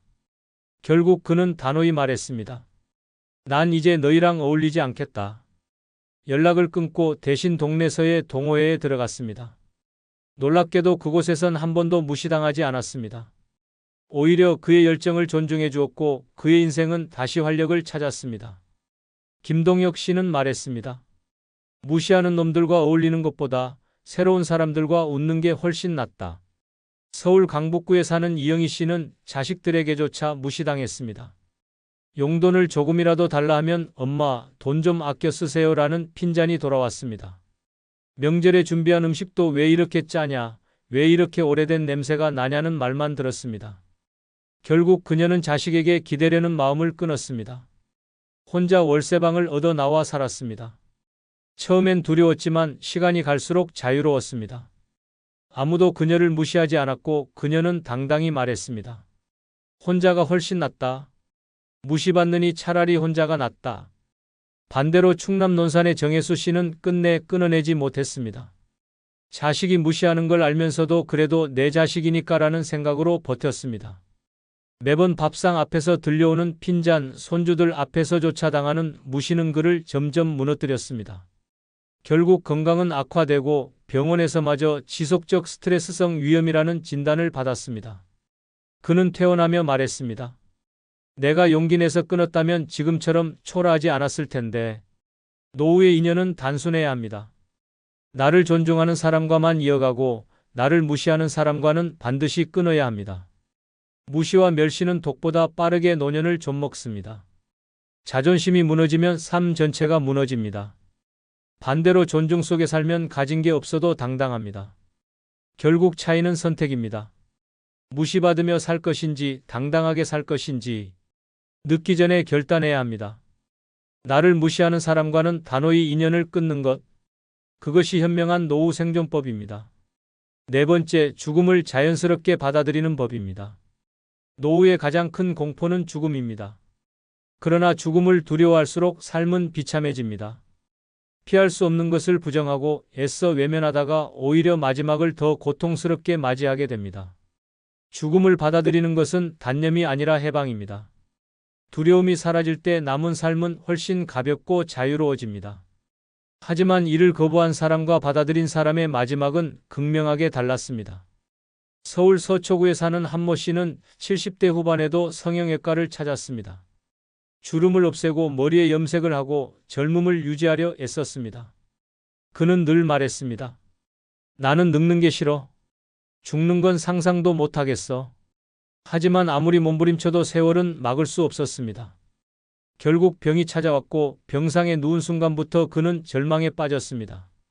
의료진의 작은 말에도 공포에 질렸고 자식들에게 매일 나 안 죽지? 나 살 수 있지? 라고 물었습니다. 마지막 순간까지 두려움에 떨며 눈을 감았고 가족들은 아버지의 죽음이 이렇게 힘들 줄 몰랐다며 오히려 큰 상처를 안았습니다. 죽음을 끝내 받아들이지 못한 삶은 결국 자신도 가족도 지옥으로 끌어들였습니다. 반대로 전남 곡성에 사는 이정자 씨는 달랐습니다. 80세에 암 판정을 받았지만 그녀는 놀랍도록 담담했습니다. 죽을 나이가 됐으니 당연한 거지. 그는 치료 대신 작은 텃밭을 돌보고 동네 아이들에게 김치를 담가 나눠주며 일상을 보냈습니다. 병은 몸을 갉아먹었지만 그녀의 마음은 평온했습니다. 가족들도 함께 웃었고 마지막 날에도 손주들에게 동화를 읽어주다 조용히 숨을 거두었습니다. 장례식에선 모두가 눈물 속에서도 말했습니다. 이렇게 편안한 마지막은 처음 본다. 죽음을 받아들인 그녀의 모습은 오히려 남은 이들에게 위안과 용기를 남겼습니다. 경기도 수원에 사는 최기철 씨는 죽음을 끝내 거부했습니다. 병원에 누워 있으면서도 연명치료를 강하게 요구했습니다. 코에 튜브를 꽂고 기계에 몸을 의지하면서도 나는 절대 죽을 수 없어라며 소리쳤습니다. 가족들은 매달 수백만 원의 병원비에 허덕였고 간병하던 아내는 지쳐 쓰러졌습니다. 결국 그의 마지막은 가족 모두의 눈물과 분노 속에서 마무리됐습니다. 죽음을 인정하지 못한 집착이 가족 전체를 무너뜨린 것입니다. 반대로 강원도 홍천에 사는 장순호 씨는 미리 준비했습니다. 건강할 때부터 유언장을 작성했고 장례 비용도 미리 마련했습니다. 심지어 내 장례식은 화려하게 하지 말고 대신 동네 경로당에 기부해라는 말까지 남겼습니다. 병이 찾아왔을 때 그는 두려워하지 않았습니다. 남은 날 동안 친구들과 술 한잔 나누고 아내와 손잡고 마을을 산책했습니다. 숨을 거둔 날에도 얼굴엔 미소가 남아 있었습니다. 가족들은 말했습니다. 아버지는 떠났지만 우리 마음은 평온하다. 죽음을 준비한 사람의 마지막은 이렇게 아름다웠습니다. 노후의 생존법은 오래 사는 것이 아닙니다. 두려움 없이 편안히 사는 것입니다. 그리고 그 시작은 죽음을 자연스럽게 받아들이는 태도입니다. 피할 수 없는 것을 두려워하지 마십시오. 당당히 맞이할 준비를 하십시오. 그래야 마지막까지 삶다운 삶을 살 수 있습니다. 죽음을 자연스럽게 받아들이는 것, 그것이 현명한 노후 생존법입니다. 5번째, 음식은 가공식품보다 자연식을 선택하는 법입니다. 노후의 몸은 이미 약해져 있습니다. 그런데도 가공식품을 입에 달고 살면 그 순간부터 몸은 서서히 독에 잠식됩니다. 편하다는 이유로, 싸다는 이유로, 시간이 없다는 이유로 고른 그 한 끼가 결국 내 몸을 무너뜨립니다. 반대로 자연식은 노년의 마지막 생명줄입니다. 땅에서 난 채소, 제철 과일, 소박한 잡곡밥이야말로 긴 인생 끝자락을 지켜주는 방패입니다. 하지만 이 단순한 진실을 무시한 사람과 지킨 사람의 삶은 극명하게 갈렸습니다. 서울 영등포에 사는 최영호 씨는 늘 편의점 도시락으로 끼니를 때웠습니다. 아침엔 삼각김밥, 점심엔 햄버거, 저녁엔 라면이 일상이었습니다. 그는 말했습니다. 늙어서 뭐하러 신선한 거 챙겨 먹어. 그냥 배만 채우면 되지. 하지만 몇 년이 지나자 혈압은 치솟고 혈당은 위험 수치까지 올랐습니다. 결국 뇌졸중으로 쓰러졌습니다. 병원 침대 위에서 그는 눈물을 흘리며 말했습니다. 그냥 밥만 제대로 먹었어도 이렇게는 안 됐을 텐데. 가공식품에 의존한 노후는 결국 고통뿐이었습니다. 반대로 강원도 평창에 사는 김명자 씨는 달랐습니다. 자식들이 가져다주는 과자와 빵을 정중히 거절하고 텃밭에서 기른 상추와 깻잎으로 매일 밥상을 차렸습니다. 반찬은 된장국, 제철 나물, 작은 생선 한 토막이 전부였습니다. 하지만 놀라운 건 그녀의 건강이었습니다. 80이 넘은 나이에도 혈압약 한 알 먹지 않았고 병원 의사조차 고개를 저으며 말했습니다. 비결이 뭐냐고 묻는 사람들이 많을 겁니다. 그녀는 단순하게 대답했습니다. 내가 직접 키운 거 먹고 가공식품은 멀리한 것뿐이에요. 자연식이 그녀의 삶을 지켜낸 것입니다. 경기도 수원의 이창수 씨는 달리 살았습니다. 손주들이 좋아한다며 햄, 소시지, 냉동 피자를 늘 상에 올렸습니다. 본인도 입맛이 달아났는지 매번 그 음식에 손이 갔습니다. 결국 당뇨 합병증이 찾아왔고 발끝이 괴사되면서 절단 수술까지 받았습니다. 그는 병실에서 떨리는 목소리로 말했습니다. 손주 따라 먹은 음식이 내 다리를 앗아갔다. 가공식품의 달콤한 유혹은 결국 치명적인 대가로 돌아왔습니다. 반대로 충남 예산에 사는 오정숙 씨는 꾸준히 자연식을 고집했습니다. 새벽마다 시장에 가서 제철 채소를 사고 밭에서 기른 콩으로 두부를 직접 만들어 먹었습니다. 주변 사람들은 그 나이에 왜 그렇게까지 하냐고 물었지만 그녀는 꿋꿋했습니다. 그 결과 70이 넘어서도 마을회관에서 춤을 추고 친구들과 여행을 다닐 만큼 건강을 유지했습니다. 사람들은 그녀를 보고 말했습니다. 저렇게 사는 게 진짜 부자다. 나이가 들수록 음식은 단순해야 합니다. 자연에서 난 그대로의 음식을 먹는 것이야말로 마지막까지 존엄을 지키는 길입니다. 가공식품을 선택한 사람은 병원 침대에 눕고 자연식을 고집한 사람은 여전히 웃으며 걸어 다닙니다. 결국 차이는 내 입에 들어가는 한 숟가락입니다. 늦지 않았습니다. 지금 당장 가공식품을 끊고 자연식을 선택하십시오. 그것이 현명한 노후 생존법입니다. 6번째, 삶을 버티는 것이 아니라 즐기려는 마음을 갖는 법입니다. 노후의 가장 큰 비극은 가난도 병도 아닙니다. 살아있으면서도 삶을 견디는 것으로만 여기는 태도입니다. 아침에 눈을 뜨며 오늘도 버텨야 한다는 생각으로 시작하면 하루는 이미 무너집니다. 버티는 삶은 끝없는 고통의 연장선일 뿐입니다. 그러나 같은 나이, 같은 조건에서도 즐기겠다는 마음 하나로 노년의 빛깔은 완전히 달라집니다. 대전 서구에 사는 김인호 씨는 은퇴 후 모든 걸 체념했습니다. 이 나이에 뭘 더 하겠냐? 그냥 숨만 쉬다 가는 거지. 그렇게 그는 하루 종일 텔레비전 앞에 앉아 리모컨만 눌렀습니다. 밥맛도 잃었고 친구 연락도 받지 않았습니다. 아들은 아버지 밖에 좀 나가세요라고 말했지만 돌아온 대답은 늘 같았습니다. 괜찮다. 그냥 집에 있을래. 몇 년이 지나자 몸은 굳어졌고 병원 진단은 우울증과 근육 위축이었습니다. 결국 그는 요양병원에 누워 하얀 천장만 바라보다 생을 마쳤습니다. 버티는 마음으로 산 결과였습니다. 반대로 경북 구미에 사는 이순자 씨는 즐기려는 태도를 가졌습니다. 남편과 사별한 뒤 그녀 역시 한동안 방 안에만 있었습니다. 그러나 어느 날 거울 속 초라한 자신을 보고 결심했습니다. 이렇게 죽는 건 내 인생에 대한 모욕이다. 그날 이후 그녀는 동네 복지관에서 노래교실에 나갔습니다. 처음엔 목소리도 떨렸지만 점점 자신감이 붙었습니다. 지금은 무대 위에서 마이크를 잡고 친구들과 웃으며 노래합니다. 그녀는 말합니다. 남편은 떠났지만 나는 여전히 살아있다. 그래서 즐긴다. 서울 강남에 사는 한창수 씨는 버티기만 했습니다. 정년퇴직 후 회사가 자신을 버린 것 같다는 생각에 깊은 상실감에 빠졌습니다. 아무 일도 하지 않고 아무것도 즐기지 않았습니다. 자식 집에 갔다가도 소파에만 누워 TV만 보고 있었습니다. 손주는 다가오다 인해 흥미를 잃고 방으로 들어갔습니다. 가족들과의 관계마저 끊어졌습니다. 결국 그는 스스로를 짐이라 여기며 더 깊이 고립됐습니다. 삶을 즐기려는 마음 하나가 부족했던 대가였습니다. 반대로 전북 군산에 사는 박정희 씨는 즐기기로 했습니다. 퇴직 후 남편과 함께 자전거 여행을 다니기 시작했습니다. 비 오는 날에는 우비를 입고 달렸고 바람 부는 날에는 바닷가에서 서로 손을 꼭 잡고 걸었습니다.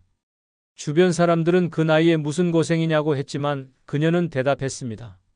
나는 지금이 제일 행복하다. 몸은 지쳤지만 마음은 젊었습니다.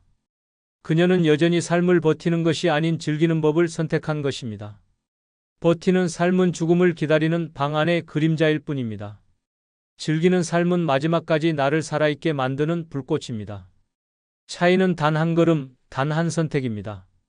오늘을 억지로 버티며 살 것인지 아니면 즐기며 웃을 것인지 늦지 않았습니다. 지금 당장 결심하십시오.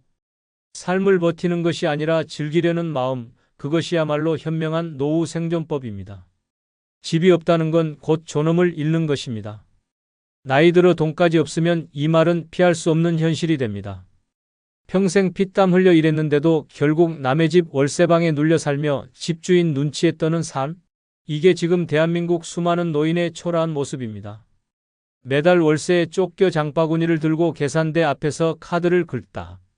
잔액 부정 문구를 보는 순간 그 자존심은 산산이 부서집니다. 젊을 때는 몰랐습니다. 집이 없다는 게 단순히 공간의 문제가 아니라 늙어서 살아갈 힘과 마음을 송두리째 빼앗는 재앙이라는 걸. 돈은 없어도 집 걱정 없이 사는 길은 반드시 있습니다. 오늘 그 5가지 현실적인 방법을 알려드리겠습니다. 구독, 좋아요, 알림 설정 누르시면 시작하겠습니다. 아울러 주변에 같은 고민을 하시는 분들에게 많은 공유 부탁드립니다. 첫 번째 방법은 시골의 저렴한 빈집을 찾아 리모델링하는 것입니다. 도시의 집값은 하늘을 찌르고 월세는 노인의 목줄을 죄는 족쇄와도 같습니다. 연금은 고작 전기요금과 약값에 휘청거리고 매달 집주인에게 돈을 내고 나면 남는 건 허탈한 통장 잔액뿐입니다. 결국 집이 없다는 불안은 하루하루를 갉아먹습니다. 반대로 시골에는 버려진 집이 수두룩합니다. 몇백만 원이면 내 소유로 만들 수 있고 조금만 손보면 평생 집 걱정 없는 삶을 살 수 있습니다. 서울 강서구에 살던 박영자 씨는 남편을 먼저 떠나보낸 뒤 월세방을 전전하며 살았습니다. 국민연금은 70만 원 남짓, 하지만 월세와 관리비를 내고 나면 통장은 늘 텅 비었습니다. 고지서만 봐도 심장이 내려앉았고 집주인 눈치를 보며 언제 나가야 하나 늘 두려웠습니다. 그 공포 속에서 박 씨는 결심했습니다. 이대로 늙다간 길바닥에서 죽을 수도 있겠다. 인터넷을 뒤지며 시골 빈집을 찾기 시작했고 충북 괴산의 한마을에서 700만 원짜리 폐가를 발견했습니다. 지붕은 구멍이 숭숭 뚫려 있었고 벽지는 곰팡이로 시커멓게 변해 있었습니다. 그러나 박 씨는 오히려 웃었습니다. 대출도 없이 내 이름으로 살 수 있는 집, 그 자체가 희망이었기 때문입니다. 문제는 리모델링 비용이었습니다. 견적을 받아보니 1,000만 원이 훌쩍 넘었습니다. 주변 사람들은 그 돈이면 차라리 월세를 계속 살아라며 비웃었습니다. 하지만 박 씨는 포기하지 않았습니다. 저렴하게 공사할 방법을 찾아다니며 발품을 팔았습니다. 인건비가 덜 드는 지역 업체를 찾아 계약했고 중고자재를 활용해 비용을 절감했습니다. 벽지는 재고로 남은 것을 싸게 들여왔고 창호는 철거 현장에서 나온 물건을 다시 쓰기도 했습니다. 공사 기간은 길었지만 결국 절반 이하의 비용으로 집을 고쳤습니다. 낡은 폐가는 이제 작은 전원주택으로 변했고 박 씨는 생전 처음 내 집에서 산다는 안도감을 얻었습니다. 이와 반대로 경기도 부천에 사는 김정호 씨는 시골집 마련을 끝내 망설였습니다. 도시의 편리함을 이유로 월세방에 남았지만 연금만으로는 매달 빠져나가는 월세와 생활비를 감당하기 어려웠습니다. 집주인의 말 한마디에 쫓겨날 수 있다는 불안이 늘 목을 졸랐습니다. 결국 그는 말했습니다. 나는 평생 일했는데 내 집 하나 없이 늙었다. 집주인 눈치 보며 사는 게 제일 비참하다. 돈은 없어도 시골집을 택한 박 씨는 안정과 자유를 얻었고 선택을 미룬 김 씨는 불안 속에서 늙어갔습니다. 두 사람의 삶은 같은 출발선이었지만 결과는 완전히 달랐습니다. 여기서 중요한 건 지자체 지원 제도입니다. 많은 농촌 지역이 인구 감소로 고통받고 있어 빈집 리모델링 지원 사업을 운영합니다. 일정 금액을 보조해 주거나 수리비 일부를 지원해 주는 방식입니다. 귀농귀촌인을 대상으로는 이주비와 주택 수리비를 함께 지원하기도 합니다. 실제로는 수백만 원에서 많게는 1,000만 원 가까이 보조를 받는 사례도 있습니다. 박 씨 역시 괴산군 귀촌센터를 통해 도배와 장판 비용 일부를 지원받을 수 있었고 덕분에 공사 부담을 크게 줄일 수 있었습니다. 만약 스스로 모든 비용을 감당했다면 힘들었을 일이 제도의 도움을 통해 가능해진 것입니다. 도시에서 월세를 내며 사는 삶은 끊임없는 불안과 굴욕입니다. 하지만 시골 빈집은 단순한 집이 아니라 노후의 안전망입니다. 낡았더라도 내 이름으로 된 지붕이 있다는 사실만으로 마음이 편안해집니다. 아무리 작은 집이어도 내 집이라면 집주인 눈치 볼 필요 없고 언제 쫓겨날까 하는 공포도 없습니다. 게다가 시골에서는 텃밭을 가꾸며 먹을거리를 자급할 수 있고 생활비도 도시보다 훨씬 줄어듭니다. 내 집이 있다는 건 하루하루를 두려움 없이 살 수 있다는 뜻입니다. 시골의 빈집은 남들이 보기에 쓰레기일지 몰라도 누군가에게는 인생을 지켜주는 마지막 방패가 됩니다. 늙어 돈이 없더라도 시골 빈집을 찾아내고 리모델링하며 제도적 지원까지 활용한다면 평생 집 걱정 없이 살 수 있습니다. 그것이 진짜 노후의 생존 전략입니다. 두 번째 방법은 도시 외곽의 저렴한 빌라나 원룸에서 단순하게 사는 것입니다. 나이 들어 돈이 없는데 여전히 화려한 아파트를 꿈꾸는 건 미련입니다. 집은 뽐내기 위한 것이 아니라 늙어 마음 편히 쉴 수 있는 보금자리여야 합니다. 도시 중심에서 비싼 월세와 관리비에 허덕이는 순간 노후는 이미 지옥으로 떨어집니다. 하지만 조금만 눈을 돌리면 도시 외곽에는 의외로 저렴한 빌라와 원룸이 많습니다. 서울과 가까우면서도 가격이 훨씬 낮은 지역을 찾으면 돈 걱정 없이 평생을 살아갈 수 있습니다. 실제 사례를 보겠습니다. 서울 송파구에서 살던 최영숙 씨는 남편과 사별한 뒤 30평 아파트 전세를 혼자 감당할 수 없었습니다. 연금은 90만 원 남짓, 전세 대출 이자는 계속 올랐습니다. 결국 그는 전세 계약 만료일이 다가오자 선택의 기로에 섰습니다. 주변 사람들은 시골로 가라고 했지만 최 씨는 의료 접근성과 교통 편의를 포기할 수 없었습니다. 대신 경기도 구리시 외곽에 있는 원룸으로 들어갔습니다. 보증금 300만 원, 월세 30만 원. 아파트 시절 관리비보다도 저렴했습니다. 남들이 보기에 좁고 초라해 보였지만 최 씨는 말했습니다. 비록 작아도 내 생활에 맞는 공간이라 마음이 훨씬 편하다. 집이 단순해지자 오히려 불안도 사라지고 삶이 가벼워졌습니다. 반대로 서울 도심에 남은 사람도 있습니다. 동대문구에서 살던 김성호 씨는 나는 평생 서울 사람인데 어찌 외곽까지 가냐며 끝까지 도심을 고집했습니다. 하지만 문제는 돈이었습니다. 20평 아파트 전세를 유지하기 위해 자식에게 손을 벌렸고 생활비조차 제대로 감당하지 못했습니다. 전세 보증금을 돌려받으려 했지만 집값은 떨어지고 세입자도 구하기 어려웠습니다. 결국 자식과 갈등이 심해졌고 그는 말했습니다. 내가 남은 인생을 도심 체면 때문에 망쳤다. 같은 조건의 사람들이었지만 선택 하나가 노후의 운명을 갈랐습니다. 도시 외곽 빌라와 원룸의 장점은 단순히 가격만이 아닙니다. 관리비가 적고 공간이 작아 난방비도 절약됩니다. 집이 작아짐과 동시에 욕심도 줄어듭니다. 혼자 사는 노인에게는 방이 많을 필요가 없습니다. 오히려 집이 작아야 생활 동선이 짧아지고 청소 부담도 줄어듭니다. 무엇보다 내가 감당할 수 있는 집이라는 안정감이 노후를 지탱해 줍니다. 박정희 씨의 사례도 있습니다. 그는 은평구 불광동에서만 40년을 살았지만 집값은 오르고 노후 자금은 바닥났습니다. 결국 결단을 내렸습니다. 의정부 외곽의 작은 빌라로 이사한 겁니다. 보증금 500만 원에 월세 25만 원. 좁고 낡았지만 생활비가 절반으로 줄어드니 마음이 편안해졌습니다. 아침에는 바로 앞 전철역을 이용해 서울 병원에도 쉽게 다녀올 수 있었습니다. 그는 말했습니다. 돈 없으면 체면은 독이다. 내 나이에 중요한 건 집 크기가 아니라 남은 돈으로 웃으며 사는 거다. 이처럼 노후에는 화려한 집보다 단순한 집이 답입니다. 집이 작아지면 욕심도 줄고 집이 저렴해지면 돈 걱정도 줄어듭니다.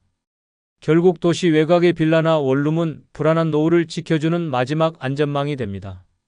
그럼 서울 주변에서 원룸이나 빌라 가격이 비교적 저렴한 지역 5곳을 알려드리겠습니다. 첫째, 경기도 의정부시입니다. 전철로 서울 접근이 가능하면서도 원룸 월세가 25만 원에서 35만 원 선으로 저렴합니다. 둘째, 경기도 구리시입니다. 서울과 맞닿아 있으면서도 오래된 빌라 매매가 비교적 낮아 부담이 덜합니다. 셋째, 인천 부평구입니다. 교통이 편리하고 생활 인프라가 잘 갖춰져 있으면서 원룸 시세가 낮아 노인 생활에 적합합니다. 넷째, 경기도 남양주시 호평동 일대입니다. 신축 아파트는 비싸지만 구도심 빌라는 월세 부담이 적어 안정적입니다. 다섯째, 경기도 김포시 고촌과 풍무동입니다. 서울과 인접해 있으면서도 월세가 상대적으로 저렴해 살림살이가 가볍습니다. 여섯 번째는 인천 서구 검단입니다. 신도시가 개발되며 교통이 좋아지고 있지만 오래된 빌라와 원룸은 여전히 저렴해 월세 부담이 적습니다. 일곱 번째는 경기 시흥시 정왕동입니다. 산업단지와 인접해 임대 수요는 많지만 오래된 주택은 상대적으로 저렴해 노후 생활비 절감에 유리합니다. 여덟 번째는 경기 부천시 소사본동입니다. 서울과 가깝지만 낡은 빌라와 원룸이 많아 시세가 낮고 생활 인프라도 풍부해 안정적인 생활이 가능합니다. 집은 체면이 아니라 생존의 무기입니다. 도심에 집착을 버리고 외곽의 작은 집을 선택하는 순간 불안은 사라지고 자유가 찾아옵니다. 늙어 돈이 없다면 가장 현명한 길은 바로 이 단순한 집으로 옮겨가는 것입니다. 세 번째 방법은 생활비가 싼 해외로 나가 은퇴 생활을 하는 것입니다. 듣기만 해도 충격적으로 들릴 수 있습니다. 나이 들어 해외라니 무모하다고 생각할 수 있습니다. 하지만 돈 없고 집 걱정에 떠는 노년에게 해외는 오히려 탈출구가 됩니다. 한국에서 월세방에 눌려 살며 하루 삼시세끼 걱정하는 것보다 물가가 싼 나라에서 여유있게 살아가는 것이 훨씬 인간답습니다. 물론 늙었지만 아직 체력이 있을 때 가능하다는 점은 반드시 기억해야 합니다. 몸이 약해지고 거동이 힘들어지면 해외 생활은 결코 쉽지 않습니다. 서울 관악구에 살던 정혜순 씨는 남편이 세상을 떠난 뒤 매달 90만 원 연금으로 살았습니다. 하지만 월세와 관리비, 병원비의 생활은 늘 바닥이었습니다. 손주들 생일에도 봉투 하나 제대로 못 챙겨 눈물만 삼켰습니다. 그러다 우연히 태국 치앙마이에서 사는 한국인 은퇴자들의 이야기를 듣게 되었습니다. 월세 25만 원, 한 달 생활비 70만 원으로 충분히 살 수 있다는 말은 충격이었습니다. 결국 정 씨는 결단했습니다. 치앙마이로 이주한 뒤 그의 삶은 완전히 달라졌습니다. 아침마다 노천 카페에서 커피를 마셨고 값싼 마사지를 받으며 아픈 허리를 달랬습니다. 한 달에 한두 번은 근교 여행도 다녔습니다. 그는 말했습니다. 한국에선 연금으로 숨만 쉬었는데 여기선 비로소 살고 있다. 또 다른 사례도 있습니다. 대전에서 살던 김영희 씨는 자식들 눈치 보지 않고 스스로 삶을 꾸리고 싶었습니다. 결국 베트남 후예로 떠났습니다. 월세는 20만 원, 하루 3끼를 현지 음식으로 해결하면 5천 원이면 충분했습니다. 자전거를 타고 다니며 강변을 산책했고 한 달 생활비가 70만 원을 넘지 않았습니다. 그는 웃으며 말했습니다. 한국에서는 연금으로 눈치만 봤는데 여기서는 작은 왕처럼 산다. 해외 은퇴 생활은 분명 장점이 있습니다. 월세는 한국의 절반 이하, 식비는 한국의 3분의 1 수준입니다. 태국, 베트남, 캄보디아 같은 동남아시아는 기후도 따뜻해 난방비가 거의 들지 않습니다. 현지인처럼 생활하면 연금 100만 원으로도 넉넉히 살 수 있습니다. 하지만 단점도 있습니다. 언어 장벽, 의료 접근성, 치안 문제는 반드시 고려해야 합니다. 특히 몸이 약해지면 의사와 대화조차 힘들어집니다. 그래서 늙었지만 아직 건강하고 체력이 있을 때만 가능한 선택입니다. 해외 은퇴지로 주로 꼽히는 곳은 태국 치앙마이, 베트남 다낭, 푸우국, 말레이시아, 조르바루, 라오스의 비엔티안 같은 도시들입니다. 이곳들은 생활비가 저렴하고 한인 커뮤니티가 있어 적응이 빠릅니다. 하지만 이주 전 반드시 장단점을 따져야 합니다. 무엇보다 귀국 비용을 확보해 두는 게 중요합니다. 혹시라도 병이나 사건 사고가 생기면 언제든 한국으로 돌아올 수 있어야 하기 때문입니다. 해외 생활에서 가장 두려운 건 건강 문제입니다. 1년에 한두 번 귀국해 건강검진을 받고 필요한 치료는 한국에서 진행하는 것이 가장 안전합니다. 또 해외에 오래 머물 계획이라면 국제건강보험이나 여행자 보험을 가입해 응급 상황에 대비해야 합니다. 늙어 돈이 없을 때, 체력이 남아있을 때 철저히 준비해서 떠난다면 해외는 두려움이 아니라 새로운 기회가 될 수 있습니다.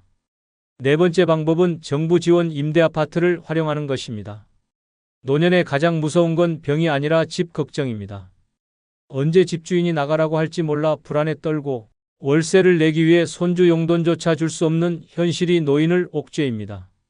그런데도 많은 이들이 정부 임대아파트 제도를 외면하거나 자신과 상관없는 일이라 치부합니다. 그러나 이 제도를 제대로 알면 늙어도 집 걱정 없이 평생 살아갈 수 있습니다. 서울 마포구에 살던 김순자 씨는 남편이 세상을 떠난 뒤 원룸에서 혼자 살았습니다. 연금 80만 원으로는 턱없이 부족했습니다.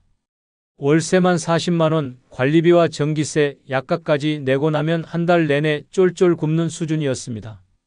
결국 김 씨는 자식들에게 손을 벌렸고 자식들은 엄마, 우리도 사정이 빠듯하다라며 고개를 저었습니다.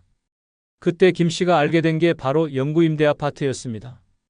보증금은 100만 원 남짓, 월 임대료는 10만 원대. 그동안 불안에 시달리던 삶이 단숨에 바뀌었습니다.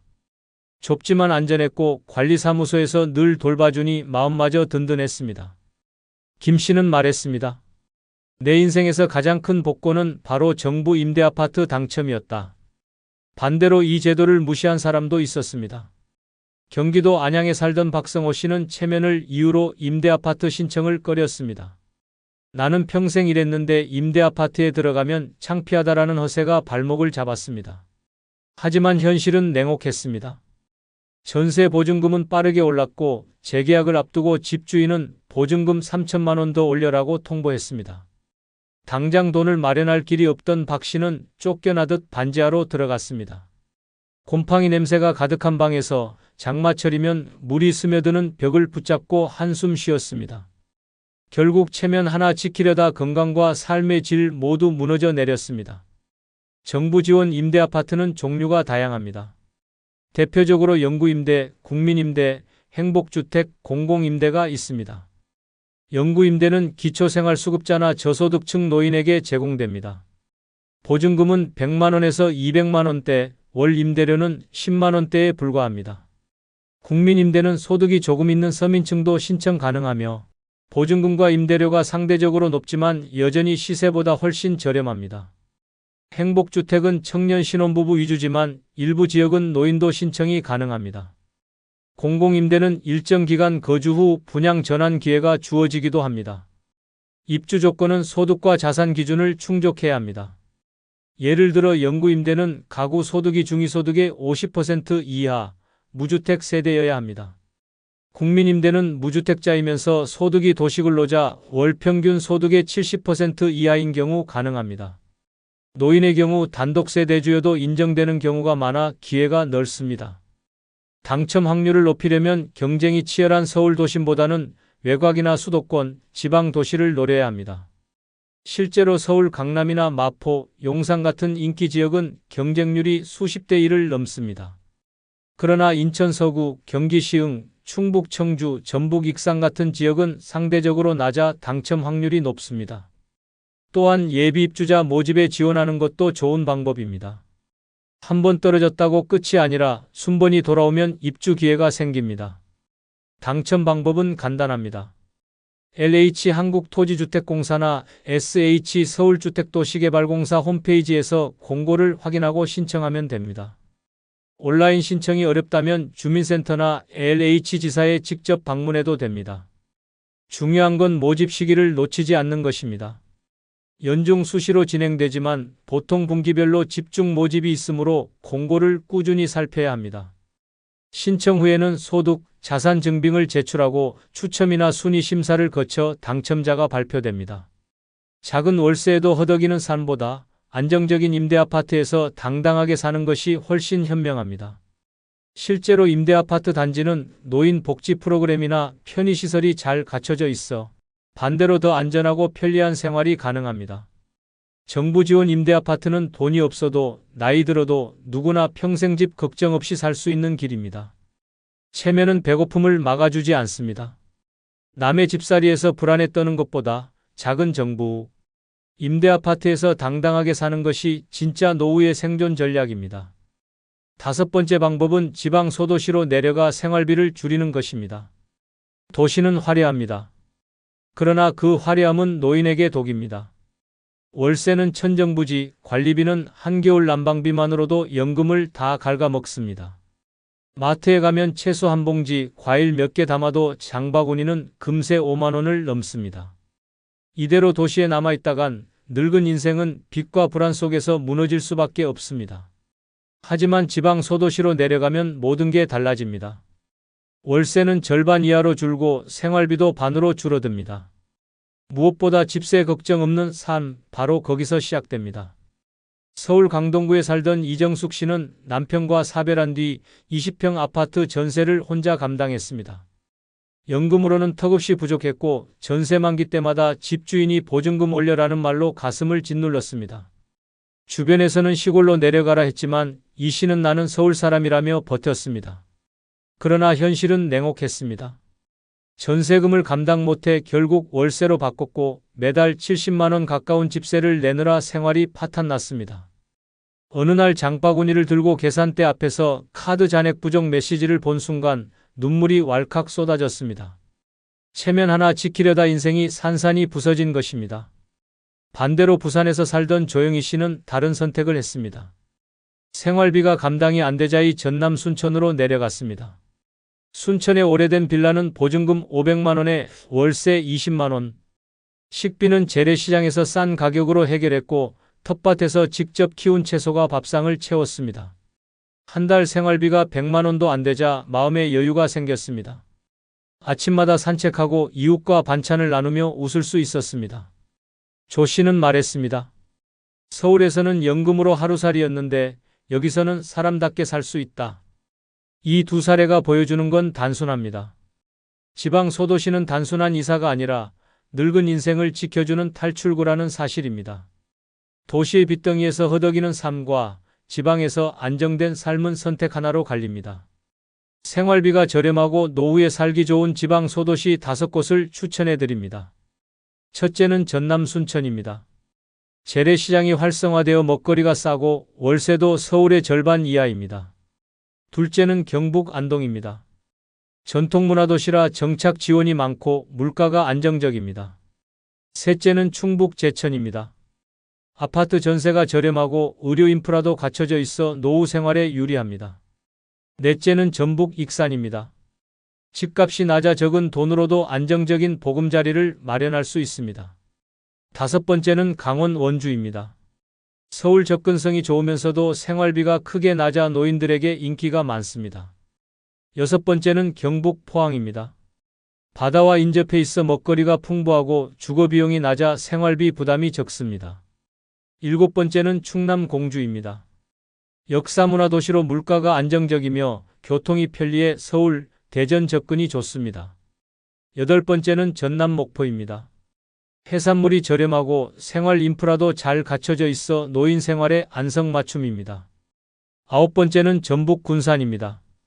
집값과 월세가 낮고 의료시설도 잘 갖춰져 있어 안정적인 생활이 가능합니다. 열 번째는 경남 통영입니다. 바다를 끼고 있는 도시로 자연환경이 쾌적하고 생활비가 수도권 대비 크게 저렴합니다. 남의 집살이에서 불안에 떠는 대신 내 손에 맞는 소박한 집에서 당당히 살아가는 것. 그것이 돈 없는 노년이 집 걱정 없이 살 수 있는 가장 현실적인 길입니다.